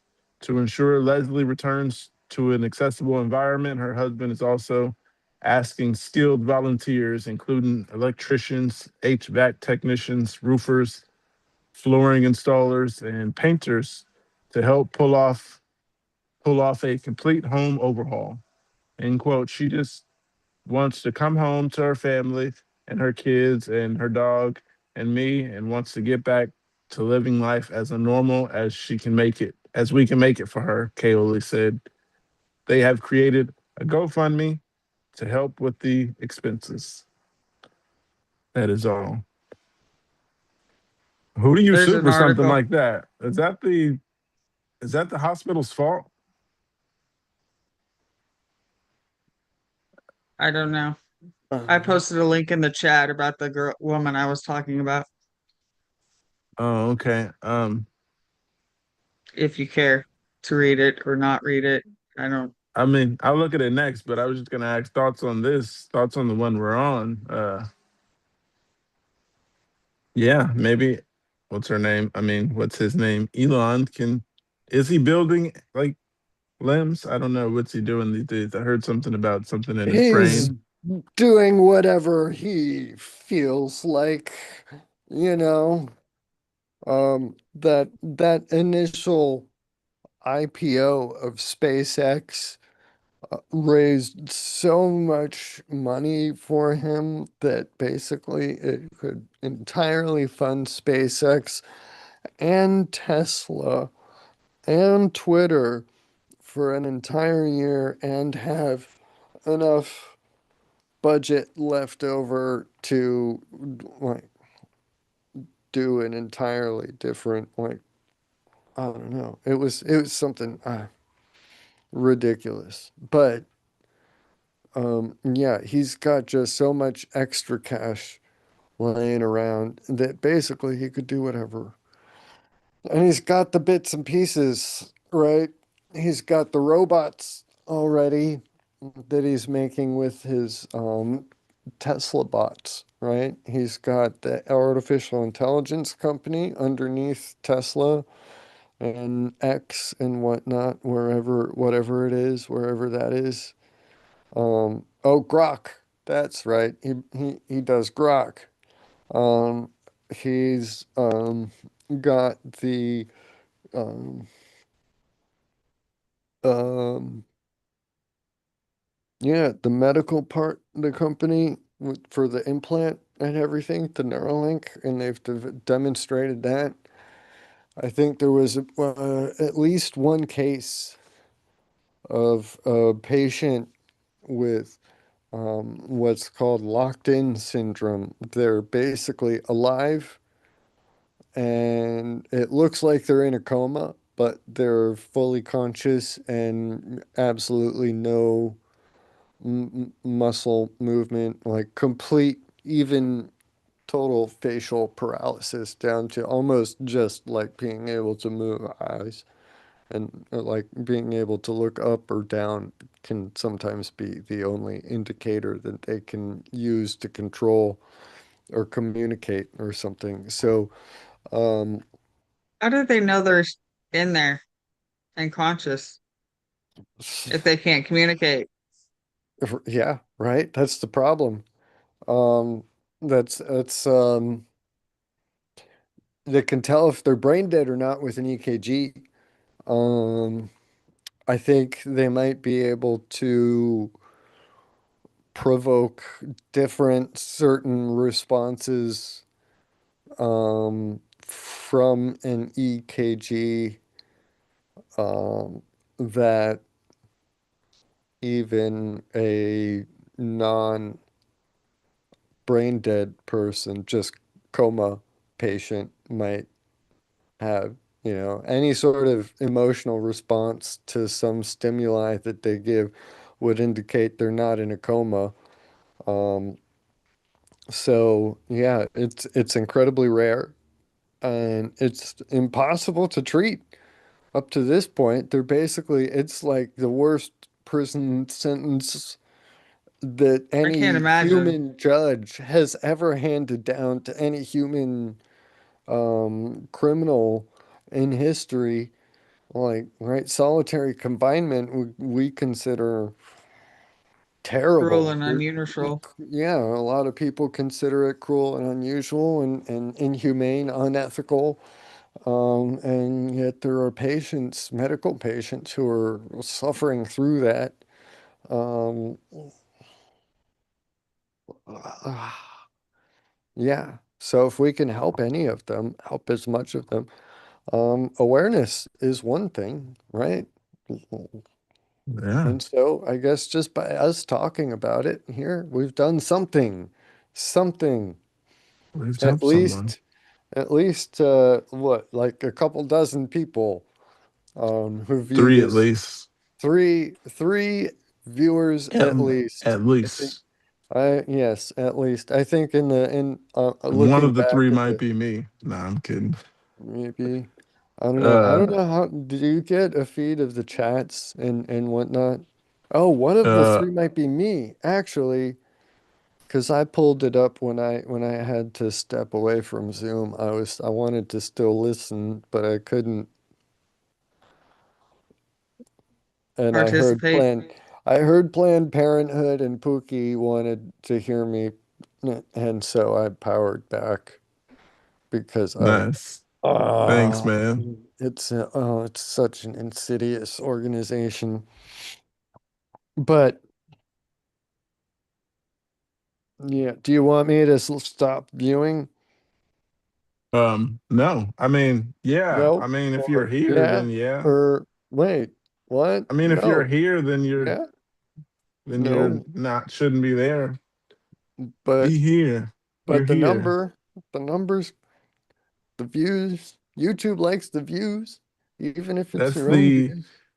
that's the only reason I haven't seen a video that I made because I don't want to give it false views and false watch time. Because if I wanted to, I could sure watch a 10-hour video and have 10 hours more on the monthly watch I clock. don't know. I don't know how much I agree with that necessarily because going back and looking back, rewatching certain things, I have actually found to be genuinely helpful. I've noticed certain mannerisms that I've had that I've become aware of and that I hadn't noticed before, and um, that I've tried to work on, reduce things like saying, like way too much, right? I didn't Kind know of that there's a little bit too a much. limit to how much is too much or whatever the Um, case. it's just emblematic of our generation, and it's something that I don't like when I hear other people doing it. and I cannot be one to be getting angry at them when I see in retrospect, when I like objectively, when I can see it played back to me. You see, that's the thing. I didn't notice. I thought I was doing pretty good until until I could see. So, um, yeah, we're still a small channel. We're still getting on our feet, even though it's been over a year. But to look and see, you could see what's worked, what hasn't, what you might want to try to encourage a bit, what you might, I don't know. It's not necessarily false views, and even if it is a single right, that's not gonna throw things off too much. That's not gonna blow the algorithm away. And It's you can gonna still tell me just how kind many of hours that video has been watched. Uh, right. Yeah. it's like if And I put but it on and I actually fall asleep and I forget it's on, that's a whole 10 hours that wasn't actually me or anybody else because I was asleep. that Um, doesn't matter to YouTube. What matters to YouTube is the amount of time that it's been played, because yeah, ultimately the goal for YouTube is to have viewership time so that they can put advertisements in there, right? So if it's nonstop, if it's 10 hours of nonstop viewership that they see somebody on, that's not necessarily a bad thing. That means that they like that. They want a lot of that, yeah, I could see that, and how that that would they be. have an opportunity, they can put advertisements in there, right? So these are not these are not bad signals to be sending to the algorithm. It's not necessarily fraudulent, um, and especially when you're going back to look at things like, try to self-improvement, right? How do you get better at presenting, at, at reading these things, at discussing them? Um, it's not something that I think that you should um, keep at arm's length, I guess is my point. So, thumbs up if you agree, and we'll see how many people like, right? Yeah. I mean, if we got 3 viewers now, imagine 10 years, we'll have 30. It'd be Wow. amazing. Then, Yeah, man, then we'll have some influence. right. And those 30 might have a friend. You never know. Yeah.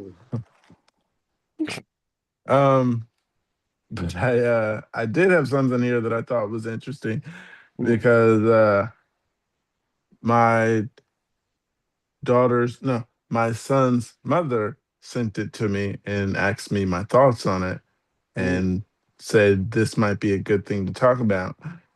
I said why, but hey, we're here now.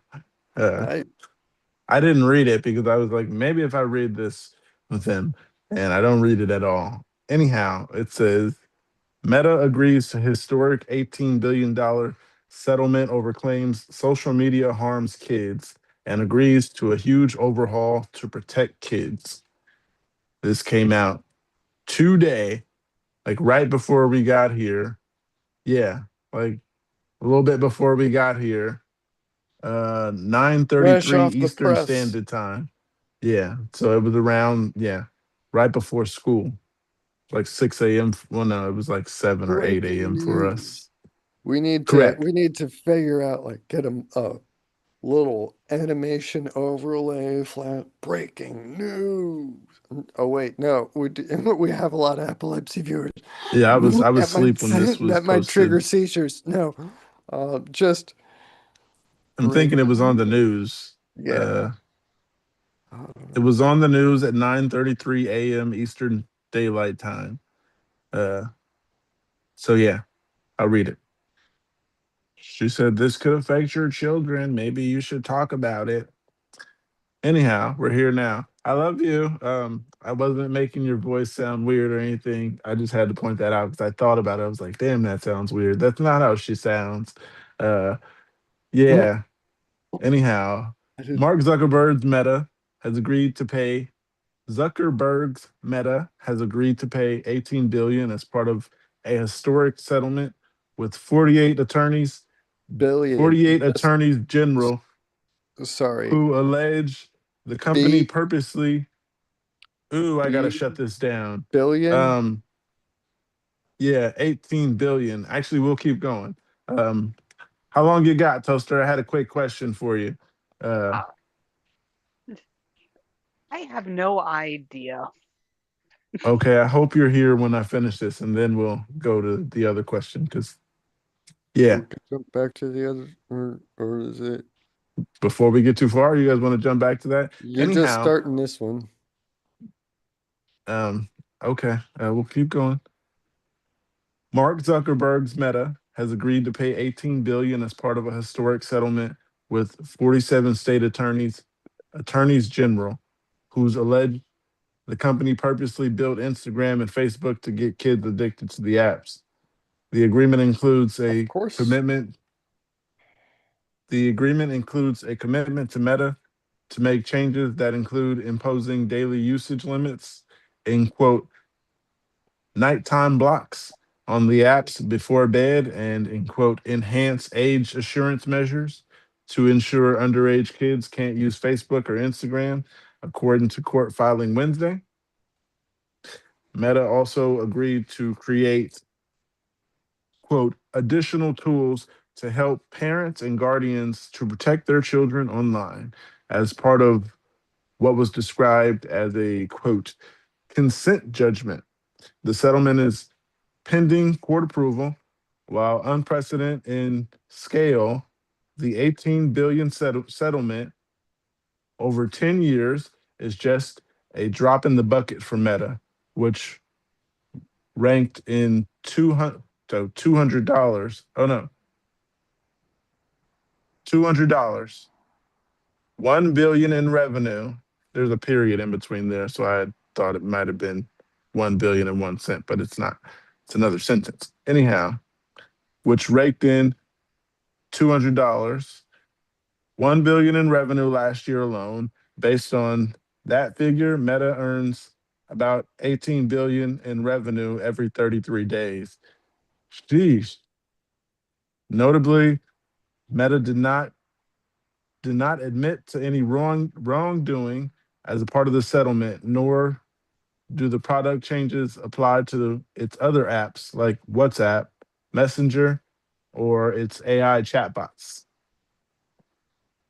Uh, and another twist, Meta only on the hook only on the hook for 12.7 billion or 70% of the settlement amount to be paid in annual installments unless its rivals TikTok and YouTube agree to pay 5.3 billion each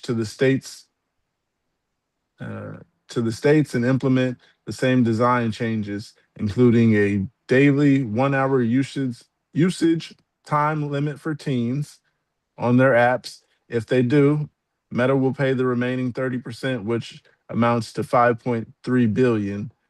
The settlement terms were praised as a win by online watchdog groups. Watchdog groups, okay.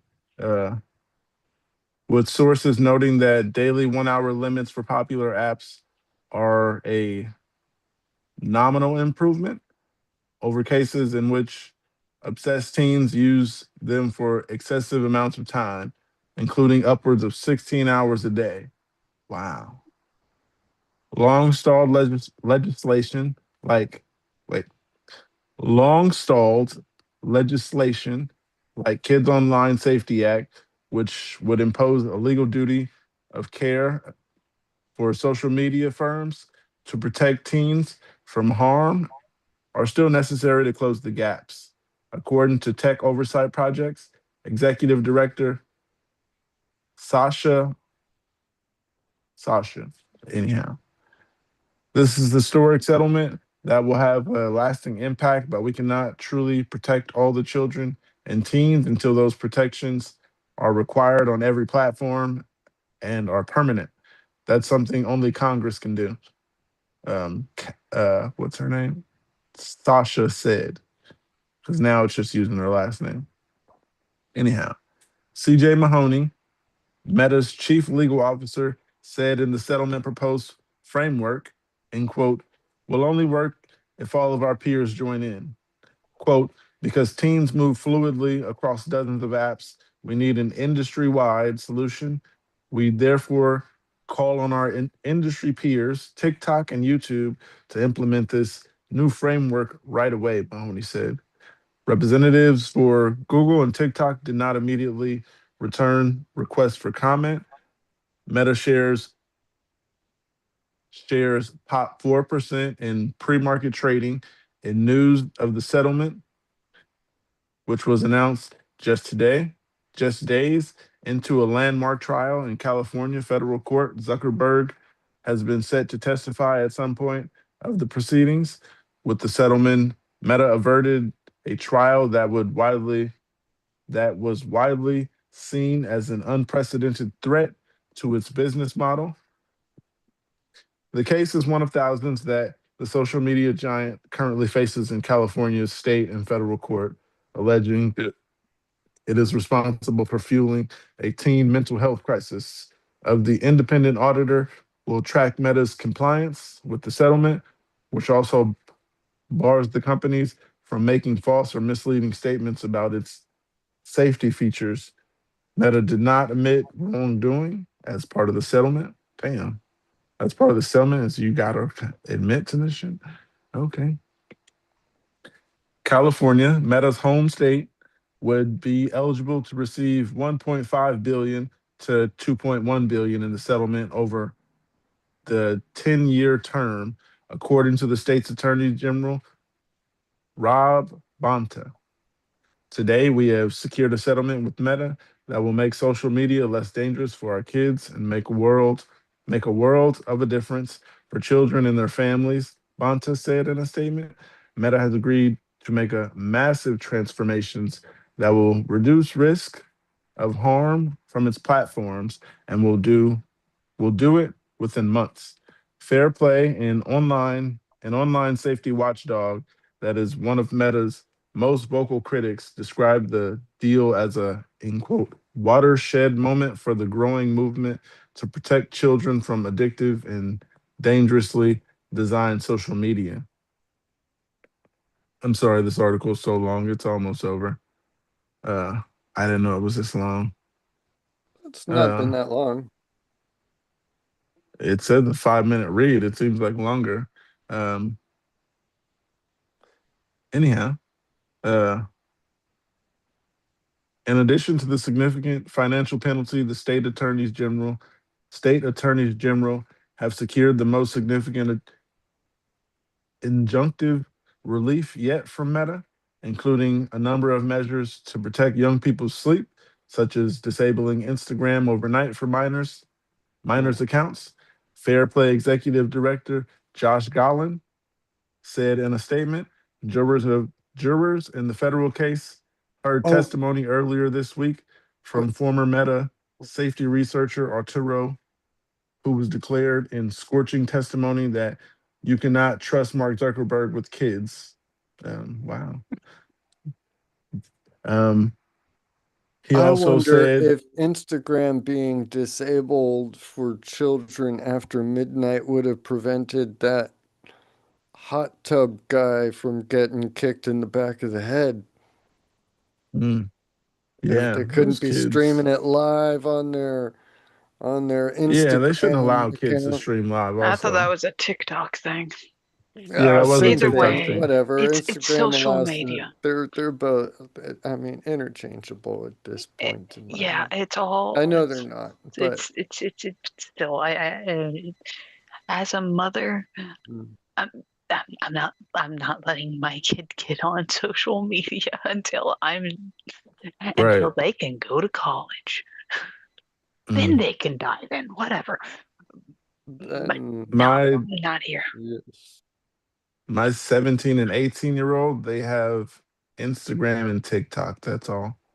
My Um, older kids, 17, 18, they've probably been on those oh yeah, networks for yeah, they've years been on TikToks already. for years. TikTok has Behind your been back, they available. probably know more than Not you even do. behind my back. This is before I knew it was even had bad stuff. I thought it was just like pranks Probably. and all types of other stuff. And once I figured out there's all types of stuff, I was like, oh. But by Oh, then they had been using it for years, and my older two, my step kids. I do remember letting my oldest have a Facebook and have an Instagram, but they don't have Facebook. it wasn't. That one don't agree with. I don't have Facebook anymore either. But It's kind of she like, also was a very she's a very smart cookie, and you know, she's not a social media person, I wonder, it and might be a double-edged sword. Oh, I'm sorry.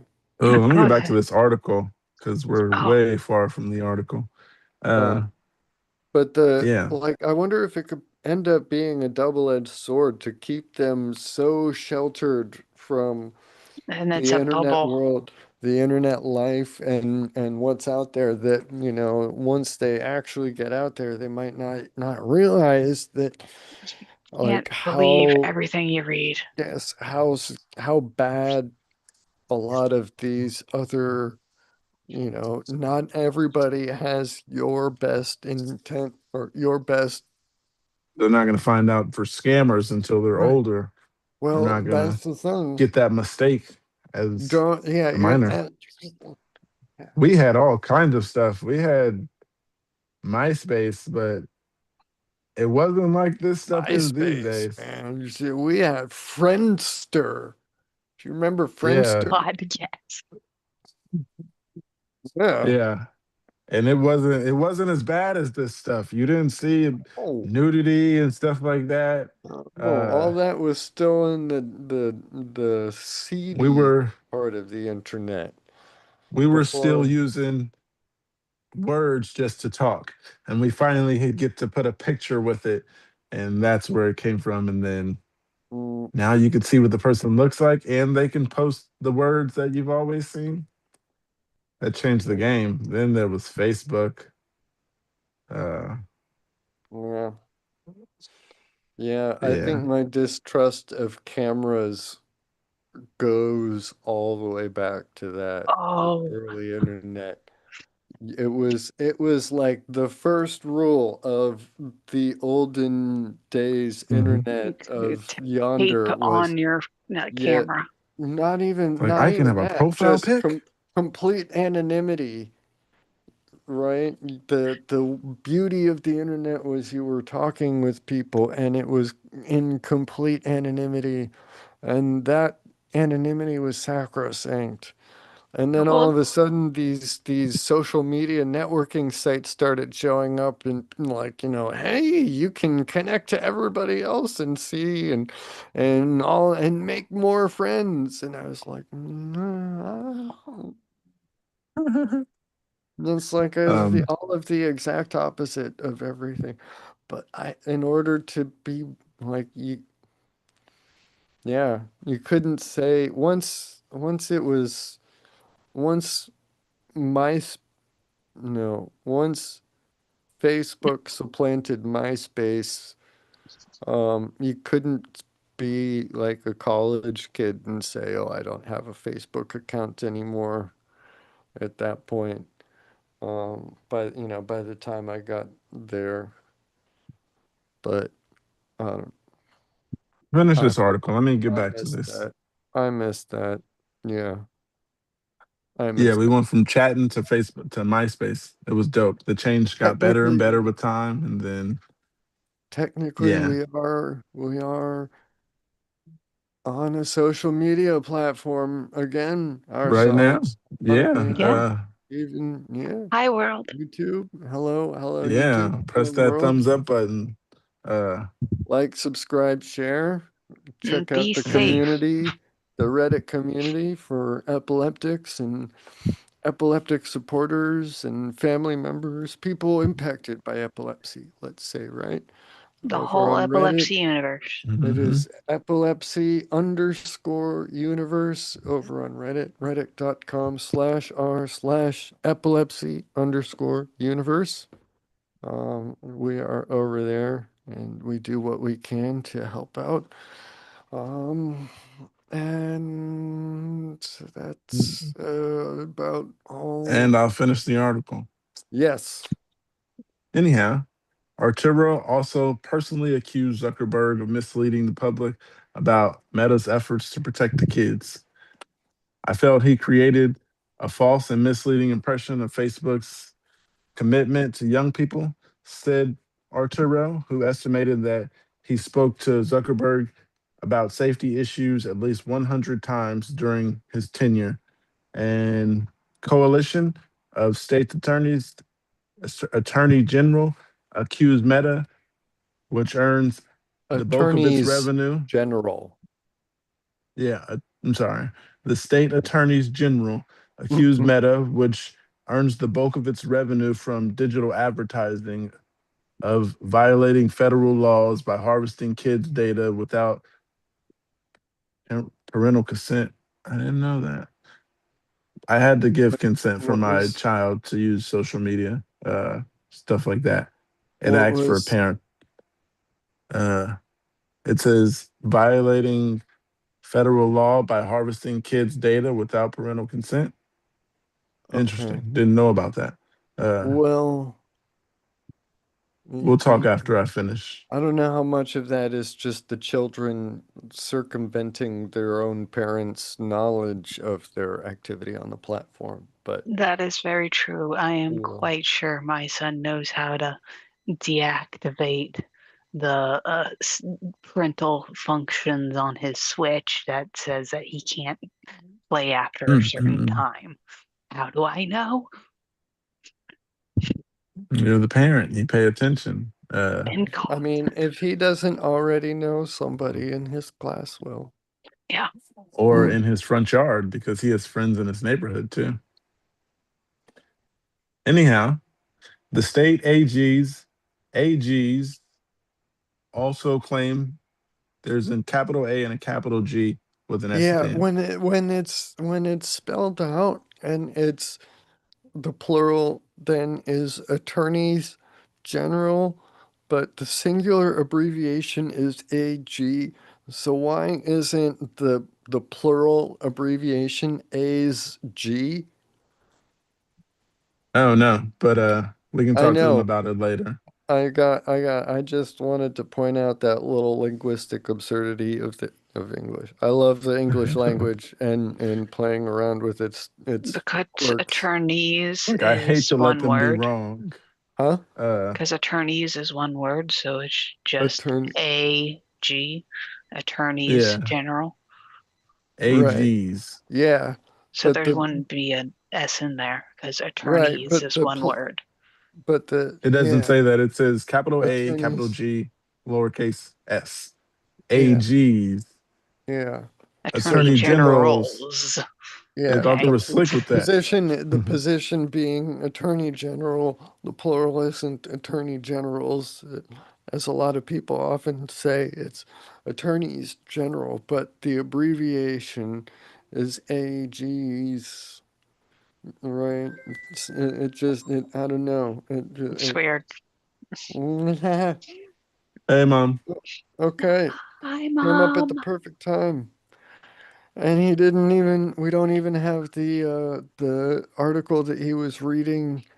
But we Uh, can tell what it was about. It's basically yeah, social we media could talk companies about saying rock. it's safe, it's safe, it's safe, and it's not safe. Well, Not at all. maybe more accurately, it's about social media companies, particularly Meta, saying we'll pay you $1 billion plus something dollars to just go away and not keep pressing this. Drop the lawsuit. Here you go. Here's the payout.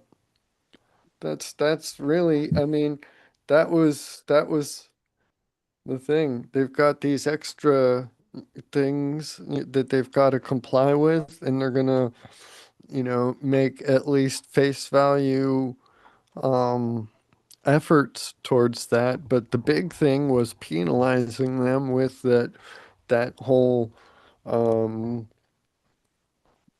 big number with a B. I remember billions, billion. 18 billion. 18 billion. That's many billions. Many more billions than I They have. make that in 33 days. But 33 days. What? I'll continue. I'll That's a continue. Yeah. single month's revenue for them? Yeah. And they're gonna pay it off in 10 years. But Oh, and 10 anyhow, years too? That's yeah, just nothing for them. That's right. He can do that with his eyes closed. Anyhow, the state AGs also could take claimed that that as the eye key features, Slap on the yeah, wrist. the state AGs also claimed that key features of Facebook and Instagram, including the in quote like button and recommendation algorithms, are intentionally addictive and have contributed to the rise in anxiety, depression, self harm, and even suicide among teen users. The four lead states in the case, California, Colorado, Kentucky, and New Jersey, further alleged that Meta misled the public about the extent of the safety risk associated with kids using its apps. Um, Ahead of the trial, Meta claimed that the states were seeking damn. The states were seeking 1.4 trillion in damages, nearly equal to the company's entire market cap.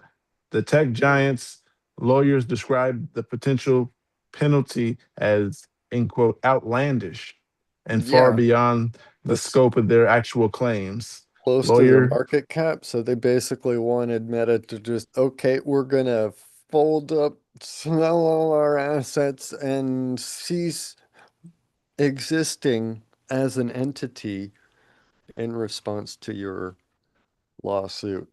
I can see why those lawyers would say that's a bit outlandish, yeah, but just like, got to split the difference somewhere. Wow. lawyers, lawyers Best for the states, compromise is where no one's truly happy. right? Yes. From Lawyers for Star the Trek states Lower said Decks. $200 The best billion compromise is was the nobody. more Yeah. realistic if they were to win the case at trial, and said Meta was pushing for larger figure for, in quote, shock value. Meta's legal losses have piled up this year as more cases head to court. Wow. The company was ordered to pay nearly 1 billion in damages in New Mexico after a state court ruled that Meta had misled residents about safety risks and exposed kids to online sex creeps via Facebook and Instagram.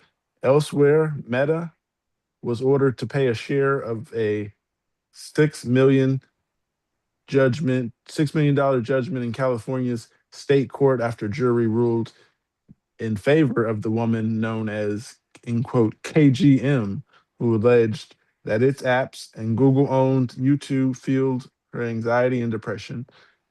That one's over finally. But Yeah, this is a massive social and psychological experiment that we are running on our own Children and future ourselves. generations. And I mean, we have no idea what the end result is going to be. I don't know if anybody even really has a hypothesis of what the end is, or what an end goal might. Well, oh, Elon does. He went to Mars. Um, Nobody oh, he except Elon has a good idea of what the end goal is, except continue, really. Um, which, As more and more of our social life goes online, the more and more discord that there is harder to push off because this is going to sound weird. You're in a classroom, mean kid says something mean.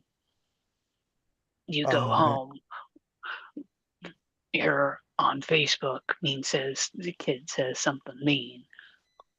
That's staying there, and oh, you're seeing it every single yeah. time you log in.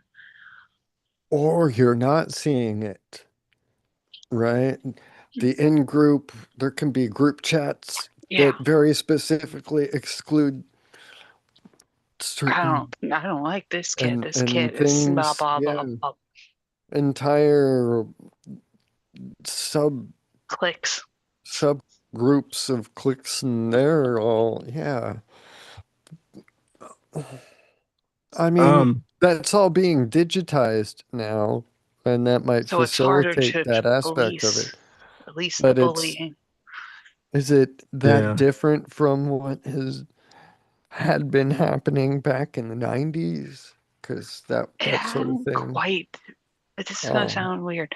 It hadn't quite been mainstream yet because it was still new to us. It was becoming mainstream. We were the ones that were making the rules, if that makes any sense. I'm not sure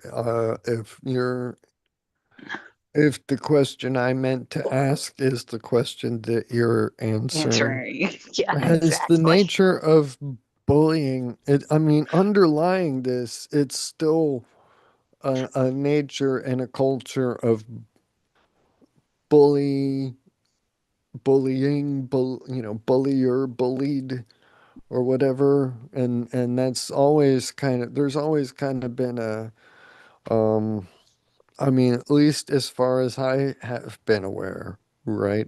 I was bullied um in childhood enough that my parents decided to homeschool me for my own mental health and well-being all the way back in fourth grade is when I was pulled out of school.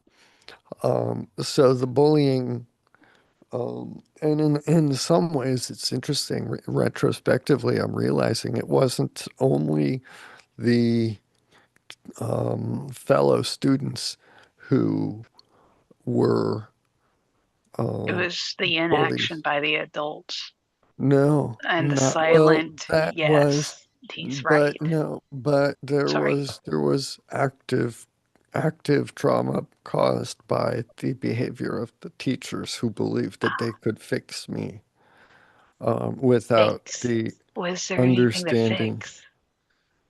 I didn't want to be the center of attention. I didn't want to be recognized as the smart Okay. kid in the class. I didn't want because I was already the target of bullying before that, before being singled out, and then teachers go and single out, and there was no real understanding of the uh, um, Autism. yes, the nature of the spectrum that it had been. I mean, early mid 90s, there was either Rain Man or um, there was no Sheldon Cooper yet, and even that is kind of um, bothers me when that. But that comparison is more more uh, Accurate. yeah, accurate, more respectful of the actual experience um, that I had than the being called Rain Man or being um, I don't know. They're being completely nonverbal. There we go. Yeah. So I was talking, Okay, I I was know the term intelligent. nonverbal. Yeah, I was talking, I was I intelligent enough to pass my classes. There was no reason in the minds of teachers that I would not be I was just being difficult by not wanting to participate, by not wanting to be the center of attention. And I And was I was just, being difficult by not sitting down. yeah, yeah. And there was a bit of that too. Throw in a dash of the ADHD. It turned out that I did respond positively to those meds. It may have been completely different. My school experience may have been completely different had I I think received about a that all Ritalin the time. prescription. Um, If I had my stuck with the Adderall through my um teenage years instead of refusing to take it, how would my life have Um, gone? Because now that I'm on ADHD medicine again, it's like when I'm here, I am here. I love it. Okay, sorry. mm, yeah. um, I didn't. I didn't really get bullied. Uh, it was like very brief, but then it was like my growth spurt came the next year, so it wasn't that much bullying. Uh, 'Cause I then it didn't. was just like, Brief, flew but then past you them. say the growth spurt. It seems to kind of imply. Do you not want to I've been say six bullied? two since I Mm, was 14. 14 years old. okay. Yeah. So There was no there was no opportunity for bullying you. I was in private school to up till fifth grade, Yeah. and after that, there was like there was maybe like one person that would like push me around, which But, wasn't a lot because what I would do is I would wait until I catch him not paying attention, like trip him up as he's walking. but And then I would yeah. take off running because that was like the only bullying, but he wouldn't catch me. And then the coach actually, he was like, "You're always running around here. You know, we got a track team." And I was like, "No, I didn't." And he was like, "You should try out." And he was like, "I actually watched you." He was like, "You're kind of fast." And I was like, "Oh, I didn't know you've been watching me run all these years because, yeah, Running away from the bullies, coach. Why didn't you step yeah, he used to in do little stuff like all that, push those me down." years? But the next year, I Yeah. got that growth spurt. It was in the making, and I Mm. As was soon no as you got longer. big, it was like, Then you were worth the attention. Then we were friends, Ah, okay. and I This dated his kid could sister for take us nine to years. We state. became friends. no, it was suddenly, oh, wait, he could probably beat the crap out of me now. Yeah, we became friends, and I dated his sister for 9 years. Uh, Mm. Hmm.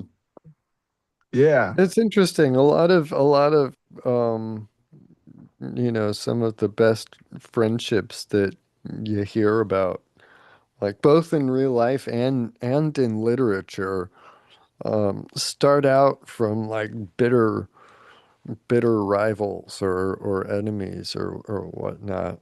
Like Brain spark or um, memory Thomas spark. Jefferson and Madison and um, Madison had ended up serving as vice president during Jefferson's presidency because back at that point the system was very different from the way we have it now. Everybody's votes were cast, and at the end of the day, um, the the person with the highest votes was the president. The person with the second number of votes, the second highest votes, served as their Vice vice president. president. Right, yeah. mm, So you see, Thomas That's Jefferson why we became have was Vice President elected. Burr. Thomas Jefferson was elected president, and even that was contentious. That they had to do multiple recounts and stuff. It came out as a perfect tie, like equal number between Jefferson and Madison. And like, how the hell do we? They didn't have any mechanism written in for that. They didn't have any idea what to do, how to handle it, except vote again. Um, the vote came out exactly the same. Who would have thought? why would anybody need to change their thoughts or their positions? Somebody else will vote differently and we'll be done with this business. But no, it was a mess and it came down. Eventually, somebody changed the vote, and Jefferson became president. Madison served as his vice president, and there was, I mean, they were like if you could think of them now as Republican and Democrat, like having a GOP mainliner and a you know, Democrat. Um, Runner up. well, yeah. Well, I mean, it would be like if, um, yeah, if I don't know. Imagine a world where Cheney served as Barack Obama's vice president. Whoa. And imagine how productive Obama's first term in president would be in that, right? Yeah. There's some so there was some resentment built up there between the Federalist and the Anti-Federalist parties. They had very different ideas of how to Democratic build forward. Republicans. Okay, yeah, thank you. Sorry. Which one was it? One of them was the They were, Federalist and and then it was combined Democratic Republicans. okay. Against the Federalists, or I am I believe just so. okay? Yeah. Okay. That that does sound I might familiar. be completely wrong. I don't know. It sounds familiar to me. I've just been going through on Hulu and watching there's some good um mini series about some of the founding fathers and a well, also and Roosevelt. Um Not a founding father, still a good series, but but it is, I don't know. I History do is have still some, amazing. yes, when it's not being, well, yeah, when it's being told correctly.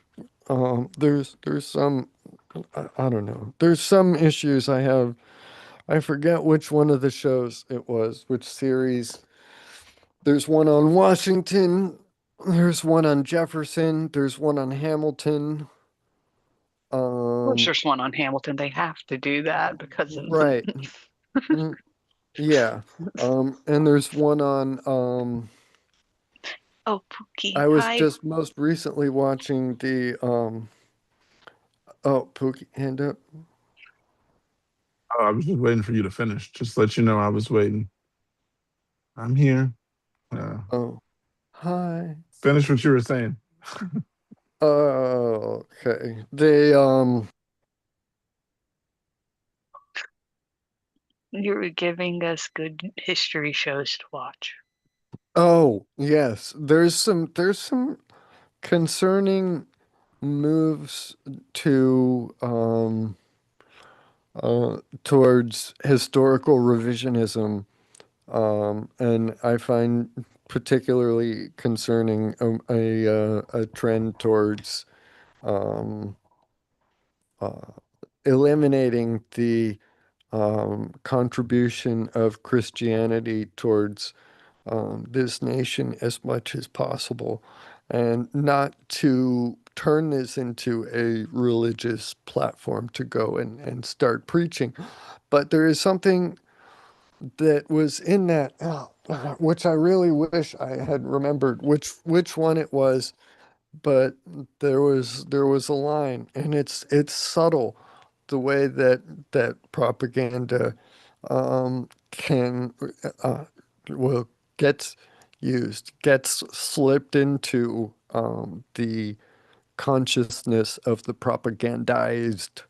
But they had these professors from these institutions talking about, how You can see how these previous historians and teachers of history were, um, you know, ideologically motivated to insert their religious faith into the establishment of this country as much as possible. You know how they've been taught or told you how all of the founding fathers were deeply religious men, and how um, they viewed um, the the successes and the uh, establishment, the victories that were um, m- fought out over the British as signs of God's favor, is how it had historically, through much of the 20th, certainly early 20th century, with the manifest destiny part of all that, blatant propaganda. This is a bit more subtle. They're going to subvert that idea by going to the opposite end to say that no, religion had no aspect to play in it. What they were saying, these professors were talking about them being Are you talking entirely, about the separation of church and state?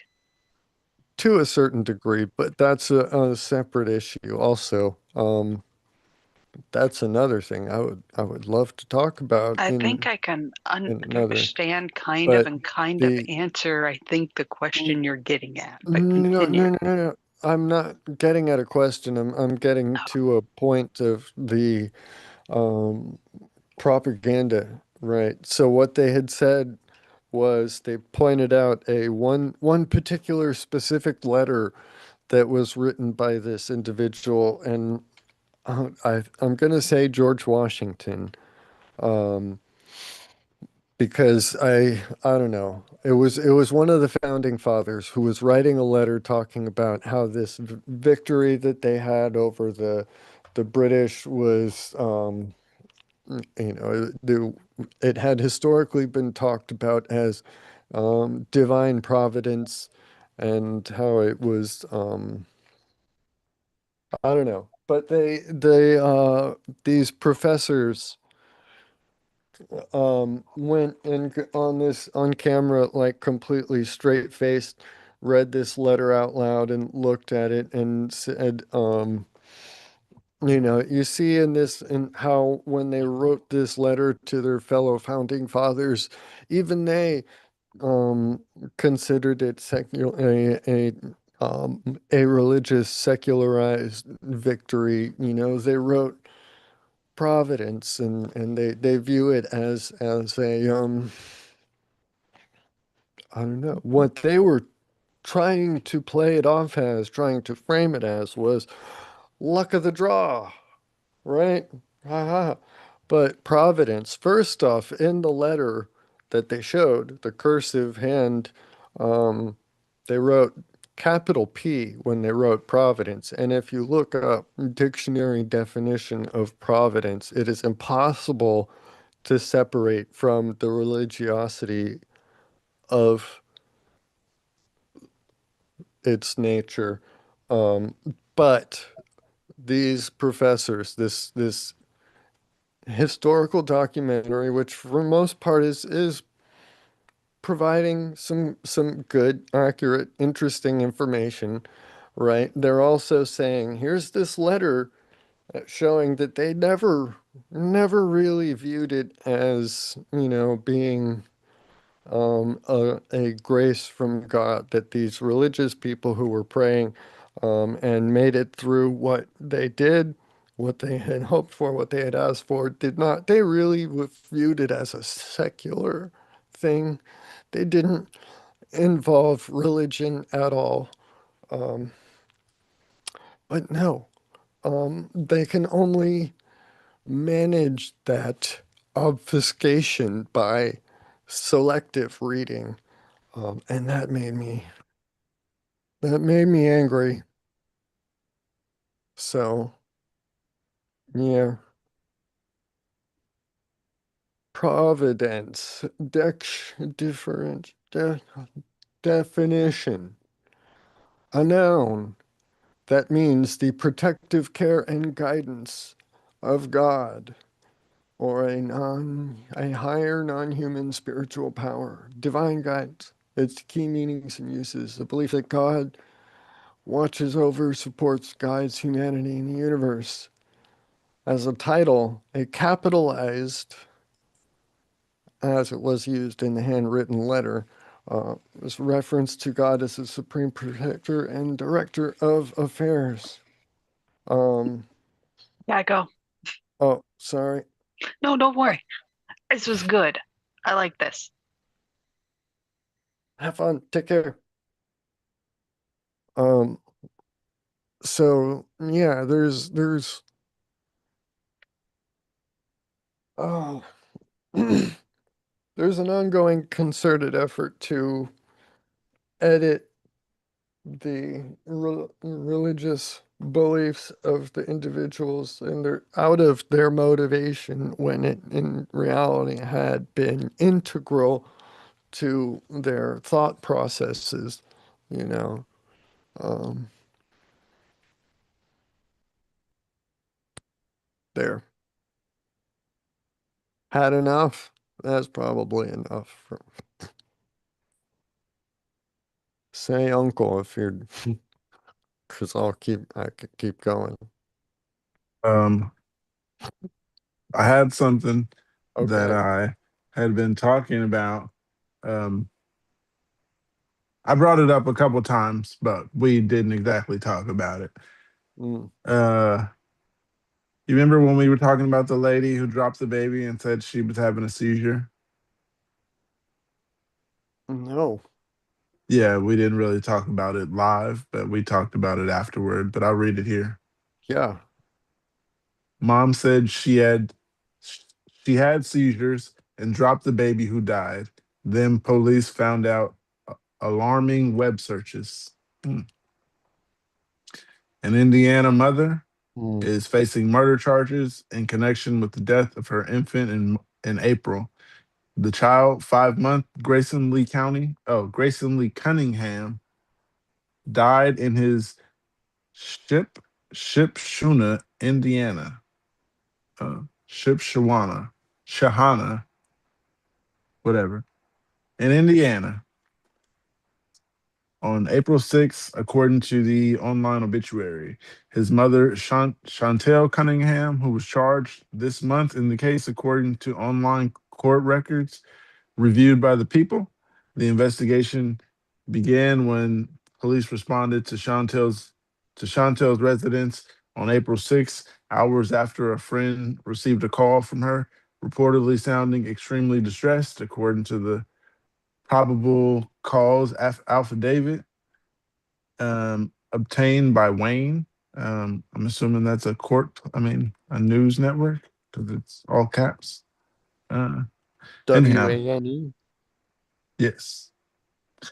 That friend, accompanied by another friend, then went to her residence and found Grayson on the bed, unresponsive, blue, cold, and limp.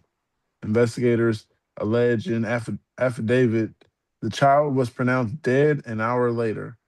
Police said over the course of 3 long months, 3 long month long investigation, Chantel repeatedly changed the details of her account per the affidavit.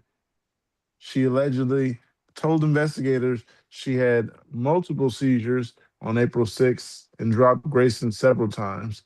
She told people she needed medication to treat her seizures, and police found she had not been taking those medications in the months leading up to Grayson's death, WSBT reported, citing court documents.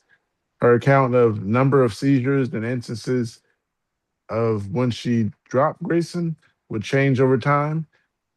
Police allege in the affidavit cited by Wayne, a search of her phone revealed she had Googled, in quote, how to do how to do a weekly heel a baby bruise? Uh, What? Wick, how do I wickly heal a baby bruise? What is that Wickley word? How is that spelled? Wuickly. Oh, okay. Wickly. Quickly. Quickly. She Okay. probably quickly. Got it. Yeah. How do I? Like, is this? Oh. I don't know why they just they put what she actually put there. So I was confused. Like, what the hell? So yeah, I anyways, mean, she had it's Googled good how do you reporting, letting us know the exact what we're right, dealing with here. Exactly gotcha. who. Anyhow, how do I quickly heal a baby bruise? Before calling her friend, according to investigators, Wayne reported an autopsy determined Grayson suffered multiple injuries that left him severe swelling, blood between his scalp and his skull, and bleeding around his eyes. The outlet reported, citing the autopsy noted these injuries could not have been accidental. Grayson remembered is being remembered in an online obituary as a child, in quote, full of laughter and joy and giggles and coo- lots of cooing. Um, he also loved kicking and playing with his hands. He would always look for his dad in the room and would always love grabbing, pulling, and smiling at his mom. Read part of the tribute. Police did not release a possible motive for the alleged crime. Chantel has been charged with one count of murder and one count of neglect of a dependent resulting in death, according to the online court records reviewed by People. Attorney and plea information were not included in the records. If you suspect a child abuse, call the Child Help Network National Child Abuse Hotline at 1 800 4 a Child or 1 800 422 4453. Yeah, it's over.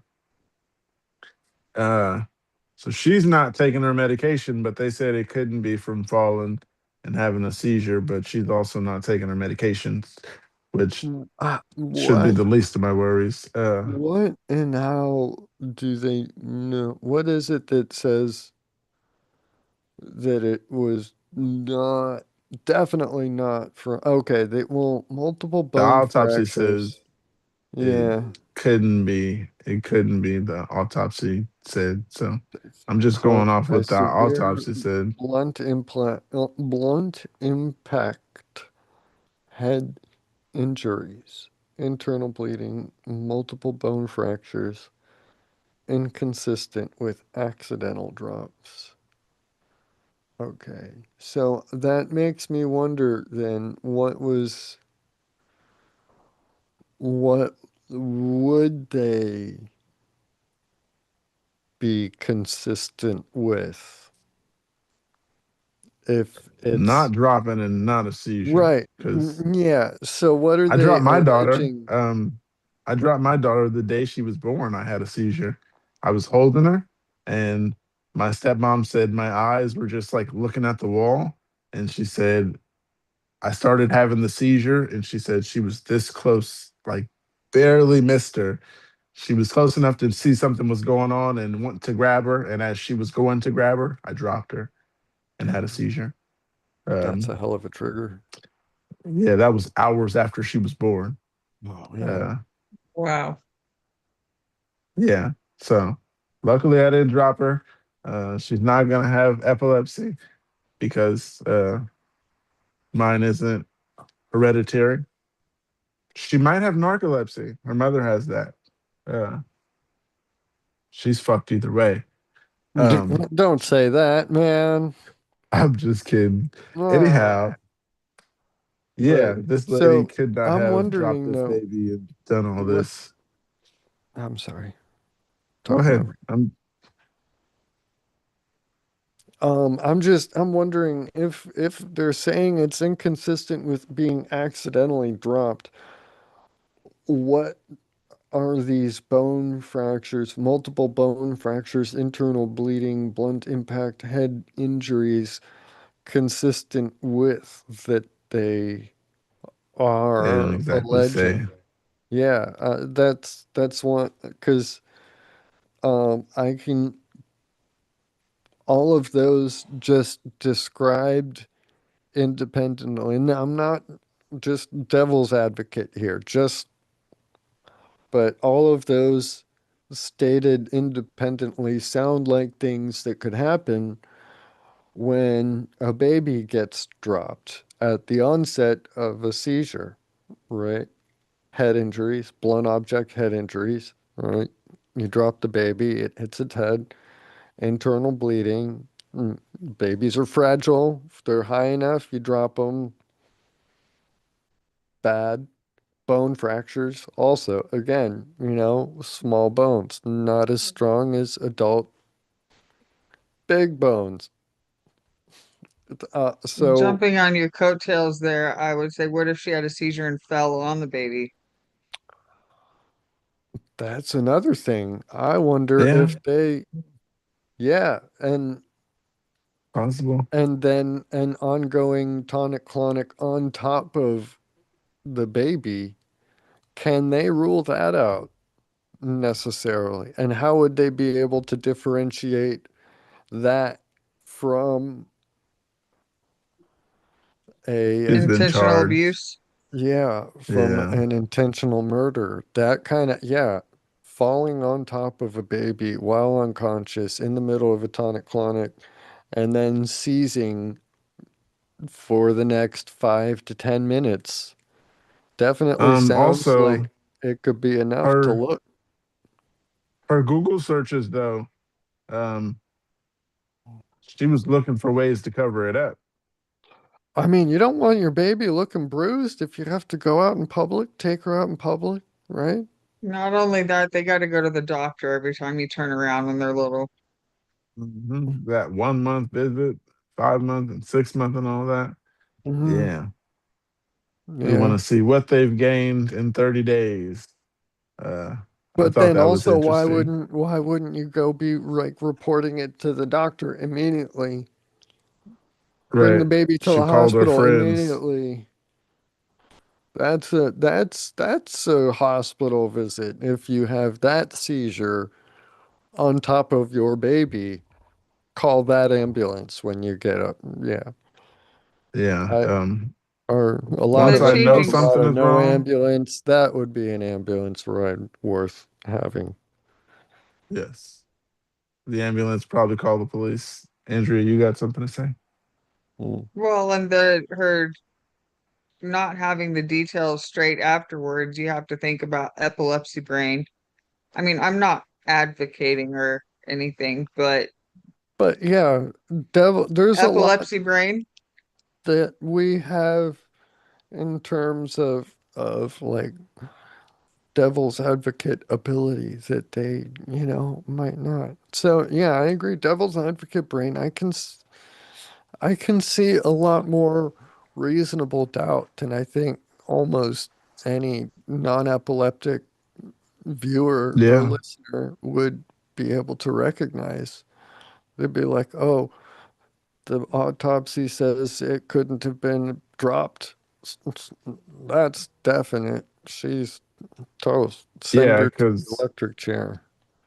my wandering seizures, Oh, if I was to wander with one of my children, yeah. they wouldn't be able to prove what happened. And neither would I. The child would have to be like, okay, we went here, here, we got on this bus, because I don't have a car. And I'm just imagining the time I went 17 miles away, three buses and a train with a child, and me out of it, and the child just following me. That's what I always was really scared of, is taking my kids somewhere and them just following me just because I'm dad, even if Mm, I'm out of it. And for a long time, I not take them places, did not alone. And then I yeah. was just like, gotta do it. I was like, it's boring just catching Ubers to places every time and got some be someone there and tell somebody. I just start going for it. We start going places like the movies and stuff like that. Uh, and yeah, what's funny is when the movie came on, we went to see Michael Jackson. And then at the corner top of the screen, it says, if you have photosensitive seizures, uh, basically this might be a problem. And I look to the right, and my son and two daughters are like, I was like, I'm good. Thanks for caring, but Yeah, hey, yeah, I'm sitting here they, like, you guys all looking at me like that. But I yeah, seen it and I seen what they'd seen. I didn't think they were gonna care as much as they did, but not gonna drag you out of there over I that thought one we would little just sentence. continue to look at the screen. Yeah. But I could feel them looking at me. And then I was like, what's Mm, up? mm, yeah. And I told him, yeah, I seen it. I seen it too. It's not gonna happen. How was the movie, Uh, by the way? it was good. Yeah. Really good. I told the kids in the beginning, I expected it's Michael Jackson. I expected some flashing.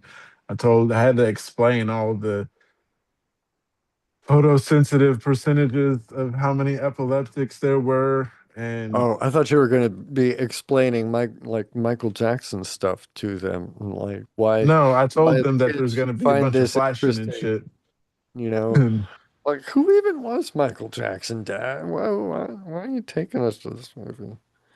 No. they want to go actually. Oh, I didn't even know it was in theaters. I thought it was like something they said was coming to theaters. I seen it somebody talking about it on a different platform. Uh, cool, cool, but the kids cool. wanted to go see it. So Do we they were listen there. to his music, or is it just like the cool movie to go see now? Yeah. Yeah, they're listening to more than I thought they were listening to because they're singing songs and I'm like, well, damn. I remember that song came out when I was a kid.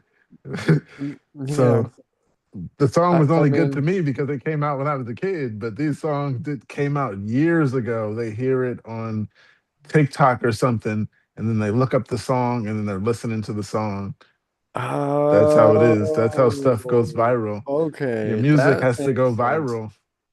And Yeah, you then, need a bit of a soundtrack backing. You need it to be interesting enough to get an algorithm to pick it up, but old enough that nobody's going to bother pressing a copyright claim on it, right? mm, Use some music 40 years old so that their licensing is not going to come and demonetize your channel. mm, Those views are your revenue for those TikTokers. They make it their entire mm, livelihood. yeah, yeah. It's the pranks, bro. It's just a prank, bro. It's just a prank. Yeah, Man, get a people have better gotten job. hurt. People have died. As we seen earlier, we talked about earlier, Yeah, they shouldn't have done that. Kick them in the head. How is that a prank? it's You were not. trying That's to the hurt thing. someone. I don't know. Yeah. And took his cell phone. There's others I've seen. There was a guy who was going out in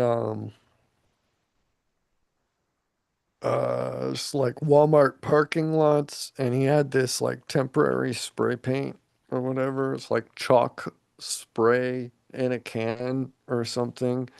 And he went out to some random like big pickup, the kind of pickup that you should assume has an owner that could kick the ass of anybody who takes it upon themselves to redecorate their vehicle. Um, and yeah, the kid was just like, I don't even know what he sprayed on the thing, but the guy came back out and he was even bigger than you'd expect. He's like four times like body mass of the kid. And he's just like, it's just a prank, bro. It's just a prank. It washed off. It's just a prank. No, no, no, no. Yeah, It's like, how I the seen hell? a mom slap a kid. and he was trying to yell, it's a prank, mom, it's a prank," and then she slapped him still on his live, and Do it's again. still Give posted. it another. Yeah. uh, I Then, think it's one where it's act like I slapped my girlfriend in front of my mom, and yeah, his mom oh, came in. yeah. Yeah. His Gosh. mom came in the living room and was like, "Psh, you don't do that." A lot of She these was the old pranks are school just, Latino mom. So yeah, yeah, she take no BS. You don't do that. no That's what she telling him. old You don't school. do that. And I just have to be the stickler there, but you said old school Latino mom, Latina. Yeah, Latina. Okay, gotcha. But Shout yeah, out to the Latinos out there. Mark just did that. Latinas out there. Latinas. You did it Yeah. again. Yeah. Well, the thing these days now, right, isn't the abbreviation Latin X. So, however, whatever, yeah. But is What if I just say Hispanics Latins? is Hispanic inappropriate or unqualified? Just like, am I ignorant Um, for not knowing whether I it's don't know okay to say either. Hispanic or not? I don't know. I don't Um, know. It probably if is. anybody out there watching, if you guys know, please Yeah, let tell us me, know. Is Hispanic offensive? anybody out Because there I'm not watching, sure. let me know if I'm racist or not for not knowing if it's Hispanic or if Hispanic's okay. Because Yeah, because I don't want to hurt anybody. I'm the one who took it there, so I deserve I never even thought about it, but the it ire. is interesting. Yeah, I can't recall when that shift took place. I remember seeing um X at the end, Latin X, all of like just abruptly. And Latin X. it took me a while to even put together the fact that, oh yeah, the nouns in Spanish have, Gender. gender term, associations Oh wow.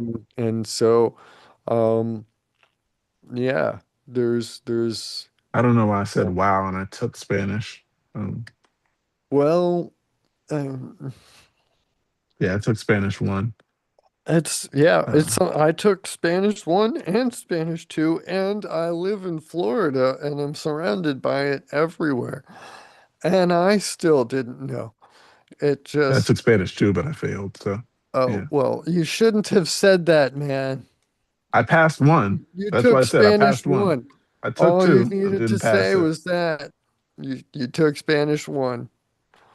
Yeah. All you needed to say was I have 1 year of Spanish credit. Do you remember any of your Spanish? Because I took Spanish 1 and Yes. Spanish 2, and I don't remember I remember 99.9% of it. A, Um, B, C, D, I E, don't like how I F, G, I, sound when J, I K, sound. L, M, It N, sounds O, like I'm kind of joking. Q, That's how A, I L, felt. S, T, U, V, W, X, Y, Z. Um, yeah, I just sound weird when I say it, and it sounds funny. It kind of sounds like I'm joking. Uh, and I don't want people to think I'm trying to make a joke, but Yeah, I even said that to someone actually Puerto Rican friend of mine, and he was like, "You sound like you're joking," and I was just like, "That's what I thought too." I know the word, I have the words there, pronouncing them. Uh, yeah, pronouncing yeah. isn't my thing. The I can have there's a little conversation. Hello, hi, how you doing? Where you from? How yeah. you doing? Yeah, small stuff. I'm not finna get You in a got more than I 5 minute do. conversation. Uh, I can speak much better Spanish when I'm watching something that has subtitles turned on. And then I can be like, oh yeah, I can hear them saying all the things. And when I see the translation and the subtitles underneath, I'm like, oh yeah, I can hear all that stuff. I feel like I can, I'm fluent, but yeah, My sister only watches a lot briefly of for shows with subtitles because it isn't in English. She'll watch it with subtitles, the and original. Yeah. yeah, I can't do it. I Not find for the too subtitles long. distracting, and Yeah, I then feel like I eventually, can't look at the screen. yeah, Uh, eventually I all don't I have end the up doing attention is span. reading subtitles, and it's fine, but I have to go and watch everything, any piece of like entertainment a second time just to watch it with all of the characters, to see the facial expressions and reactions and stuff. mm, Otherwise, I'm reading the whole time. But yeah, my the sister can do it. I peripheral, can't do it.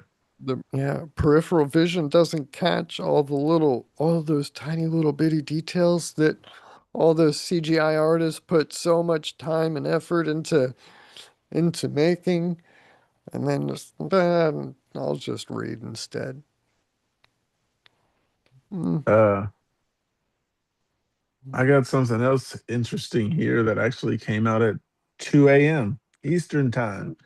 So I was awake when Whoa. this got. Can But anyhow, can I do something?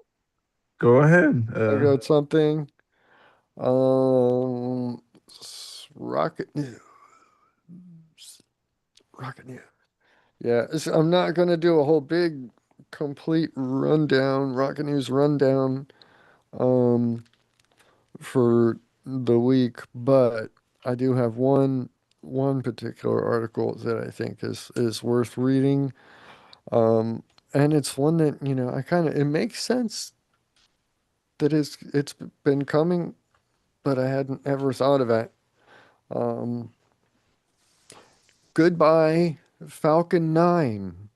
SpaceX is planning to retire the workhorse launcher when Starship is up and running. Um, yes. The rumors are true. SpaceX plans. Oh, wait, this is from space.com. Just for give credit where credit is due. The rumors are true. SpaceX plans to retire its workhorse Falcon 9 rocket once the company's giant next generation Starship begins regular operational flights. SpaceX launched Falcon 9 for the first time in 2010, and the rocket soon chiseled off a place in spaceflight history. Falcon 9 has lifted off nearly 700 times to date, and it's the first orbital rocket ever to land and refly its first stage booster. Rocket Russia's Soyuz rocket, which has been in operation since 1957, is the only launch vehicle with more missions under its belt, and Falcon 9 is on track to pass it later this year. Oh, next year. Next year. Yeah. So, however, in quotes, winding down Falcon, both Falcon 9 and Falcon Heavy, a triple booster variant that has flown 12 times to date. It's inevitable. SpaceX founder and CEO Elon Musk has said on August 22 post on X, quote, once Starship is flying reliably several times per week, it makes sense to shift production it makes sense to shift production resources to Starship to get launch date reversal times per day. They left something out of the middle of that tweet that he made there and just filled it with a little ellipses, and I'm not sure, but the grammar of the remaining tweet is not a complete sentence as they left it, and I don't like that fact. But the impact of Falcon 9's absence from the launch market can't yet be known, but industry reports suggest that SpaceX may discontinue all but a few Falcon 9 missions beginning in 2028. The ones that remain will likely include crew and resupply missions for NASA and the for NASA to the International Space Station, which is expected to continue flying until at least 2030. Meaning commercial operators will have to start looking to Starship to deliver their satellites to space. When exactly SpaceX will begin to wind down Falcon 9 will depend on the continuing development of Starship. Unlike its predecessor, Starship is built for full reusability with the rocket's super heavy booster and the ship upper stage, ship with a capital S, ship, upper stage for both designed to return to Earth for recovery and reflight. Falcon 9 Heavy and or Falcon 9 and Falcon Heavy upper stages are both expendable. Uh, Starship is bigger than Falcon 9 too. Yes. The current version 3 stands at 408 feet tall, towering over the 230-foot tall Falcon 9. That is massive. That is a massive jump. I don't know about the diameter, but yeah. Okay, I'm sorry. I was gonna try to do a little bit of mental math, but I think it's better to keep reading. Is capable of launching substantially heavier payloads to space. Starship is expected to be able to deliver more than 100 tons to low Earth orbit. By comparison, Falcon 9 and Falcon Heavy can carry about 25 tons and 63 tons to low Earth orbit, respectively. The majority of Falcon 9 missions over the past few years have been dedicated to SpaceX's Starlink satellite network, with more than 300 launches since 2023, adding to the growing. Oh, wait, no. With more than 300 launches since 2023, adding to the growing constellation of over 11,000 spacecraft. The more powerful next generation of Starlink satellites, however, are bigger and designed to fit in Starship's payload bay, not atop the Falcon 9. And once Starship is launching reliably and even before then, SpaceX plans to begin upgrading its Starlink network to the newer satellite version.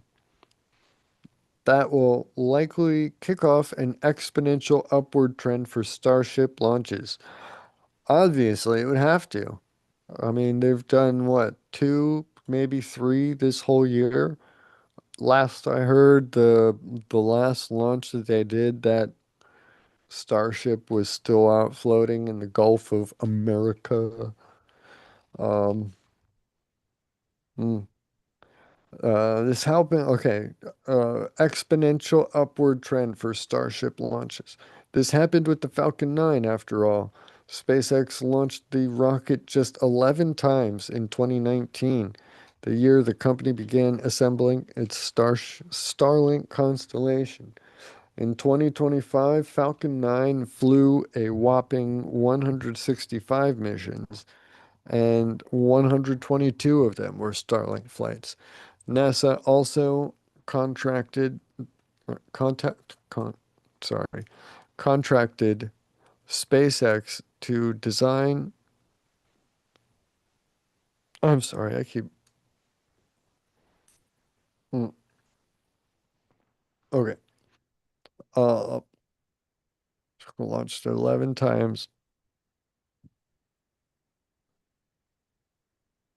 Company began assembling Starlink. No, wrong one. Okay. I'm sorry. I'm getting a little. Where did I? Um, 11 times in 2019. The company began assembling its Starlink constellation. In 2025, Falcon 9 flew a whopping 165 missions, and 122 of them were Starlink flights. I did not realize. I mean, I saw on all of the rocket launch notifications and everything that I track for all of this to keep up with that, Starlink, right? Starlink loads, SpaceX launching Starlink. So it kind of feels like routine, but I never really actually saw it put in that clear of a number that, 40 launches out of 160 were not their own. That's a lot. They're basically running space up there like it's their own playground.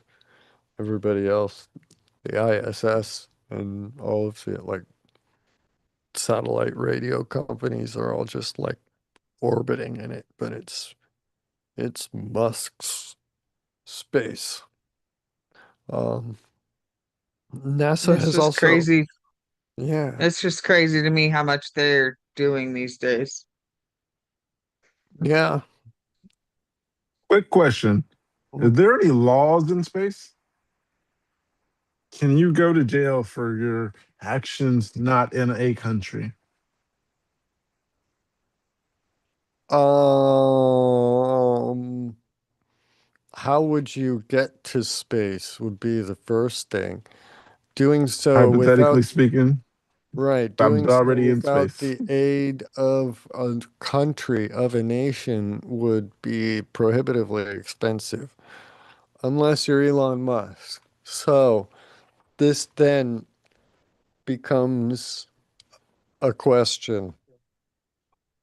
Would it be illegal for Elon Musk to start shooting down Chinese Communist Party satellites? I don't know. I don't Um, know. China would that's have some word about it, words for it, about definitely. it. Yeah, right. Uh, But They would definitely have is an opinion. is Elon Musk subject to Chinese laws for actions that he took on his own will? Uh, mm, who's, those he's not laws, from here. well, yeah. I'm just He's a kidding. naturalized citizen of the United States, isn't he? I think he still has his South African citizenship, but I think he's a U.S. citizen. Um, I highly doubt the DoD would sign so many very highly classified contracts with his companies with him at the helm if he were not an American citizen. They just Correct. don't Uh, operate like that. But gotcha. you would need to like, what is the who? Yeah, yeah. It's a short and simple question, simple to pose, deceptively simple. That's maybe a better way to put it. Um, yeah, because I mean, there is no clear answer to is what it would it be illegal? Mm-mm. Is it a crime? Is it or like Not sure where or how. yeah, it's like, Somebody's gonna those have an issue with it, stories of like the county but sheriff's jurisdiction ends at the county line. We just gotta get past and he can't do nothing, right? Where does right, American jurisdiction end? How far, how high? Like, are we gonna say that you can't fly any satellites over the United States of America or we will blast them out of the sky? I don't think so because nah, or we don't that is want our satellites getting blasted out of other people's sky. Plus, how do you actually say it's yours? I think they end airspace claims at the end of the atmosphere, but I'm not sure. okay. But even that is something that's not super easy to rigorously define. Yeah, because I don't have a rocket. Well, I mean, that is one of the problems, yeah. Or a missile. Yeah, or a I missile. mean, it just depends on how you used it, right? Whatever I need to get to space, I don't have at the moment. Would you Unless go they to want to space go if for you had like, the chance? definitely, If definitely. somebody, yeah, if somebody paid I'd have, for, if it paid me, if paid for my ticket to go on the Jeff Bezos, like jump up, boop, boop, New Shepard thing or whatever, I think I could work past my claustrophobia to get at. I would benzo up to my eyeballs to have that ride. I don't know that I would. I don't that's know like that they would something let us. I don't I know if they wouldn't would let pass us on it because of the if I was seizures. offered. Yeah, we I would wouldn't even probably. tell them. Mm, yeah, Would I be I like would. just floating around having a seizure? Uh, are they in Depends zero on when gravity? it starts. If you're going up, if that's, then you would be getting pressed into your seat with about twice your normal body weight. Um, Mm. you know, kind of think about it the same ways when somebody in a fast car, when the light turns green and they floor it, you get pressed into your seat, right? You know that sensation. So Yeah, like with when you these switch rockets, gears. they basically take the seat and they lay it up straight up. So your back is horizontal with the ground and you're looking straight up. So the G forces that you experience in these rocket launches, um, it's pretty similar to that sort of um, um, getting pressed back into the seat. But you also have your own regular body weight, so it's just Yeah. whatever that is on top of that. So it's not like it would be a major. You're not pulling fighter pilot G's. I'll say that, but definitely not with the new Shepard. Um, so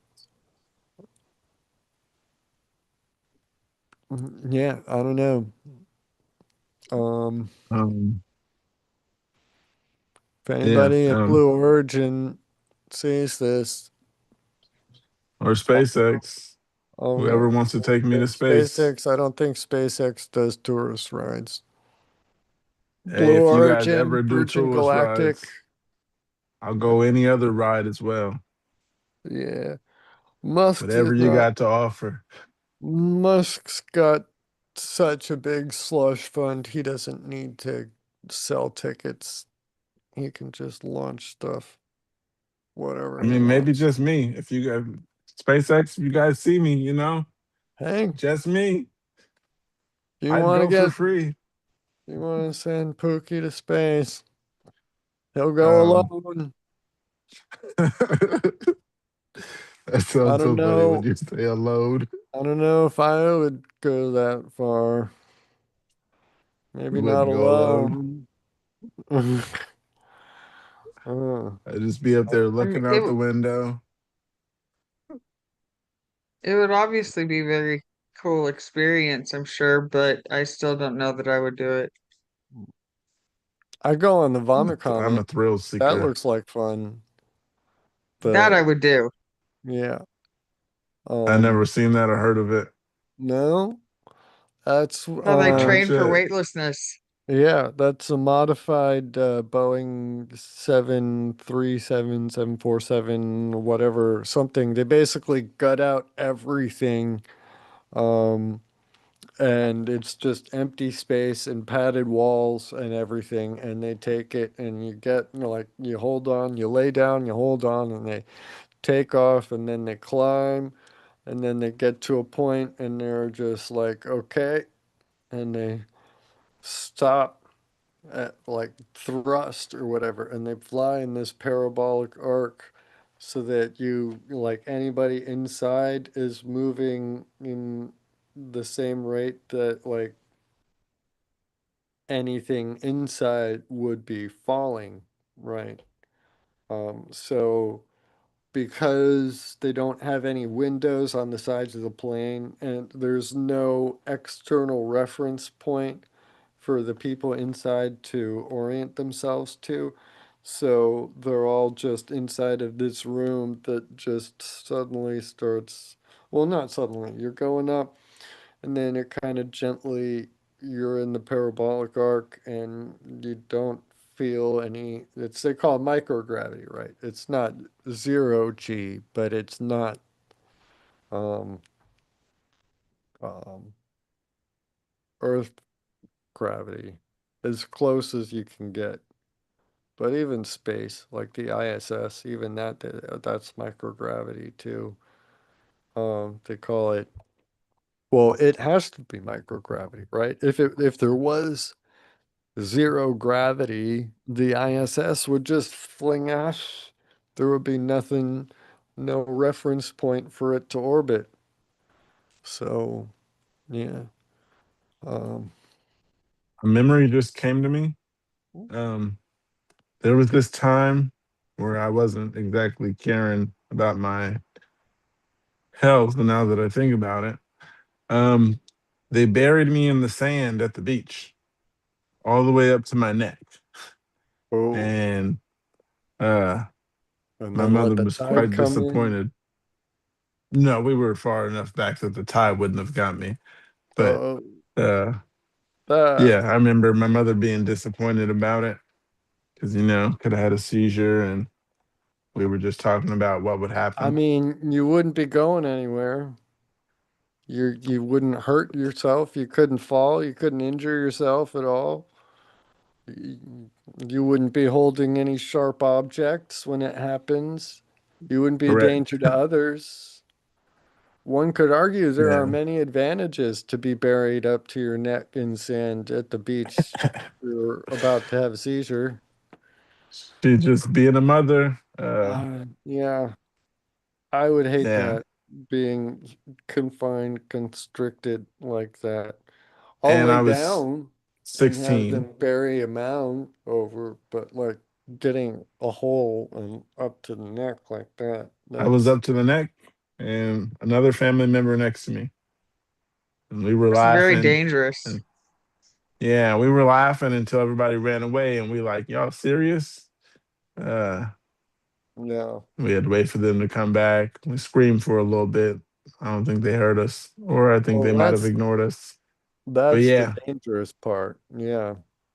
the what?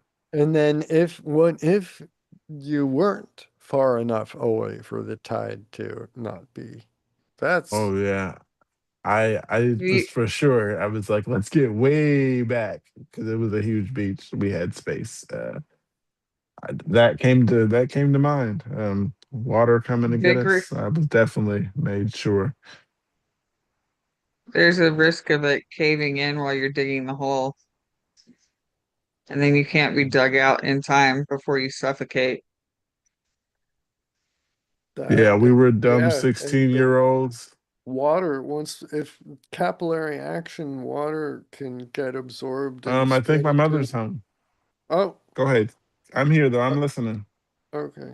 The capillary action can pull the water up into, um, and then you get the added weight of the water on top of the sand that's up around. And so that will all press in on the lungs. And yeah, you can suffocate even with your head perfectly. Yeah, because your Yeah. lungs can't expand. Yeah. Wow. I guess I will finish or continue reading this article, right? For it. Oh, almost forgot. If it weren't still here, if I weren't still staring right at it, I would just walk off. Um, NASA has also contacted SpaceX to design a version of Starship for use as a lunar landing vehicle for the space agency's Artemis missions. That's gonna be interesting. That'll be interesting. Yeah. Um, Um, a Starship V3 is in line to launch on the Artemis, excuse me, to launch on the Artemis 3 mission last year, which will practice docking operability in low Earth orbit with NASA's Orion spacecraft. Starship has also been slated to deliver astronauts to the surface of the moon on Artemis 4 in 2028. Um, well, that date's going to get pushed back because government. Um, that's also when SpaceX has told NASA that it plans to end commercial Falcon 9 operations, according to Ars Technica. That's going to be pushed back too, I bet. One thing Starship has not yet been contracted or designed for is docking with the ISS. And that's the only way that America has to get, domestic way for America to get our people up to the ISS, right? So we've got another 4 years that it's going to be up there. Do we want to keep buying seats on Putin's Soviet era dinosaurs? We're funding Putin a I little can't bit afford more. one. Yeah, funding Putin a little bit more every time we have to um, change out personnel on the ISS.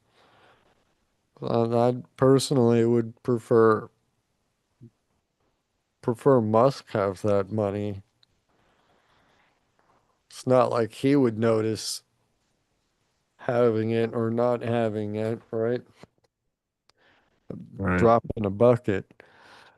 Uh, NASA is positioned to continue purchasing flights of SpaceX's cargo and Crew Dragon spacecraft to deliver astronauts and supplies uh, to the space station through 2030 and would be hard pressed to shift those tasks to Starship.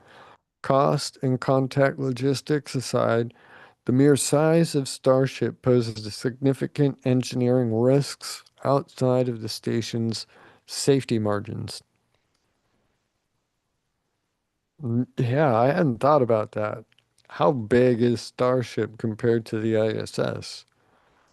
I want to see a little infographic about that sometime. Because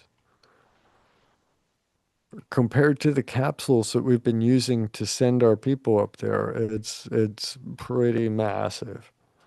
So, yeah, it could be like, I don't know, be pretty bizarre to approach the ISS with a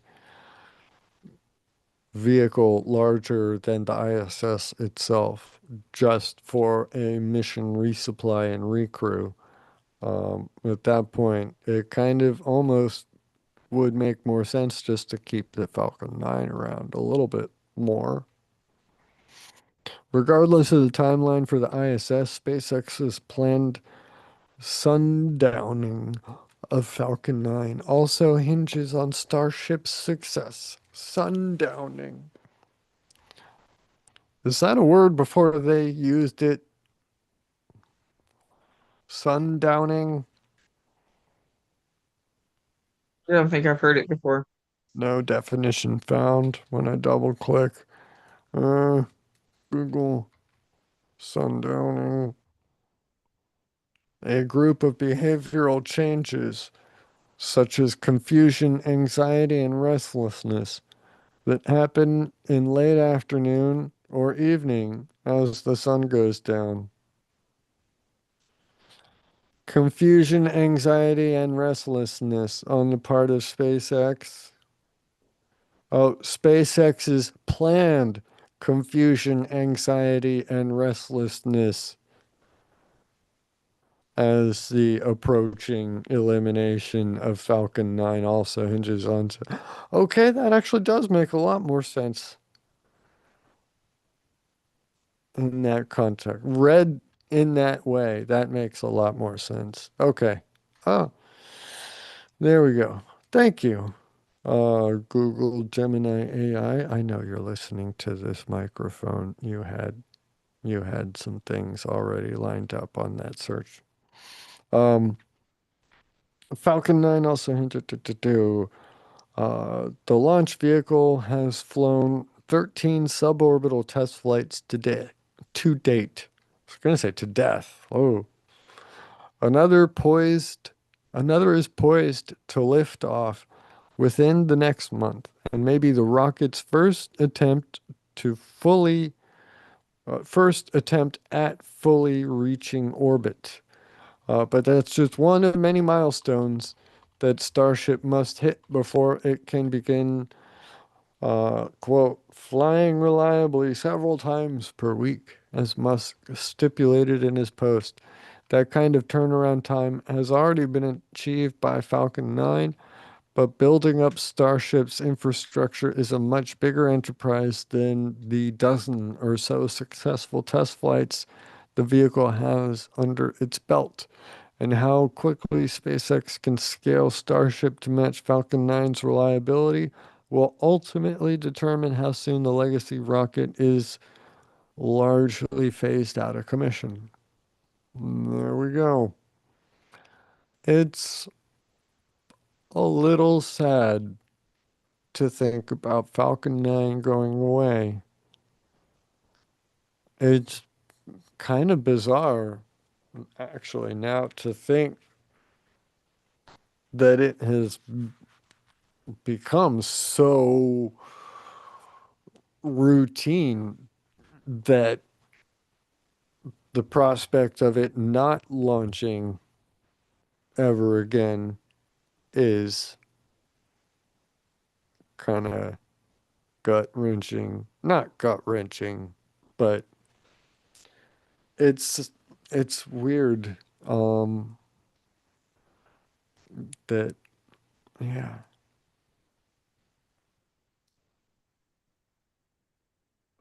It'll be cool to see Starship launches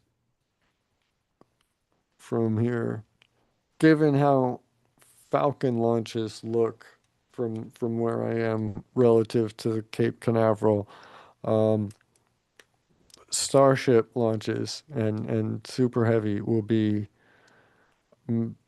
pretty gigantic. So that'll be a fun step up. But it seems like there's a big gap between those two, especially considering that there's still a current need for other rocket companies like Rocket Labs to uh, launch medium lift vehicles. Not everything is going to orbit necessarily. Not every payload is multi-ton to orbit. Um, so there's a lot of what is currently the launch market that would be kind of either cut out or just handed over to competitors if they stop launching the Falcon 9s like this. Um, it might be a side effect of their success. They've just become so synonymous with the commercial lift vehicles that um, it's only noteworthy when a rocket going up is not a Falcon 9. So even in that sense, it's going to be a big milestone end of an era whenever that ends up coming, whenever that falls or comes around. like the shuttle program. Um, what's next? The shuttle program didn't have a clear answer. We know what's going on. We've got um, an idea, and it's not giving millions and millions of dollars to Putin. But um, yeah. Uh, one more bit of rocket news before, and the Nancy Grace Roman Space Telescope has reached Cape Canaveral. I believe it has been affixed to its um,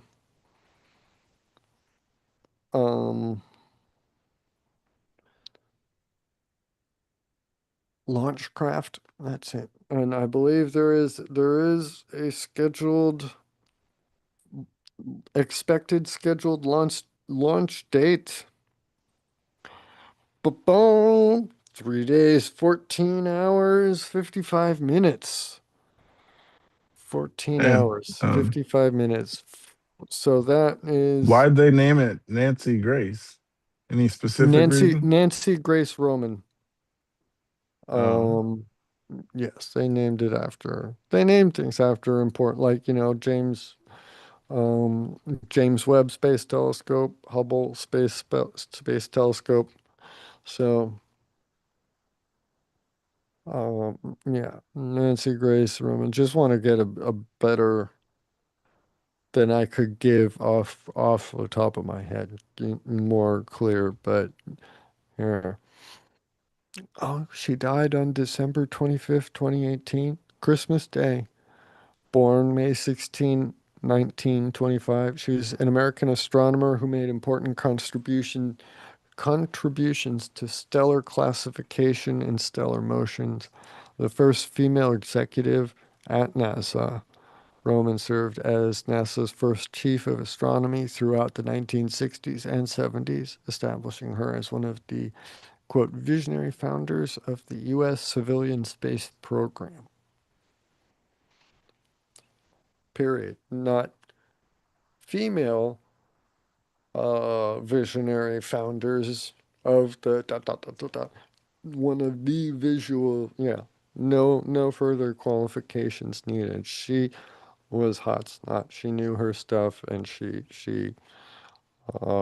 stood her ground neck and neck with all of the super um, sexist, entrenched bureaucracy of the time, and still was in charge. So, boss lady.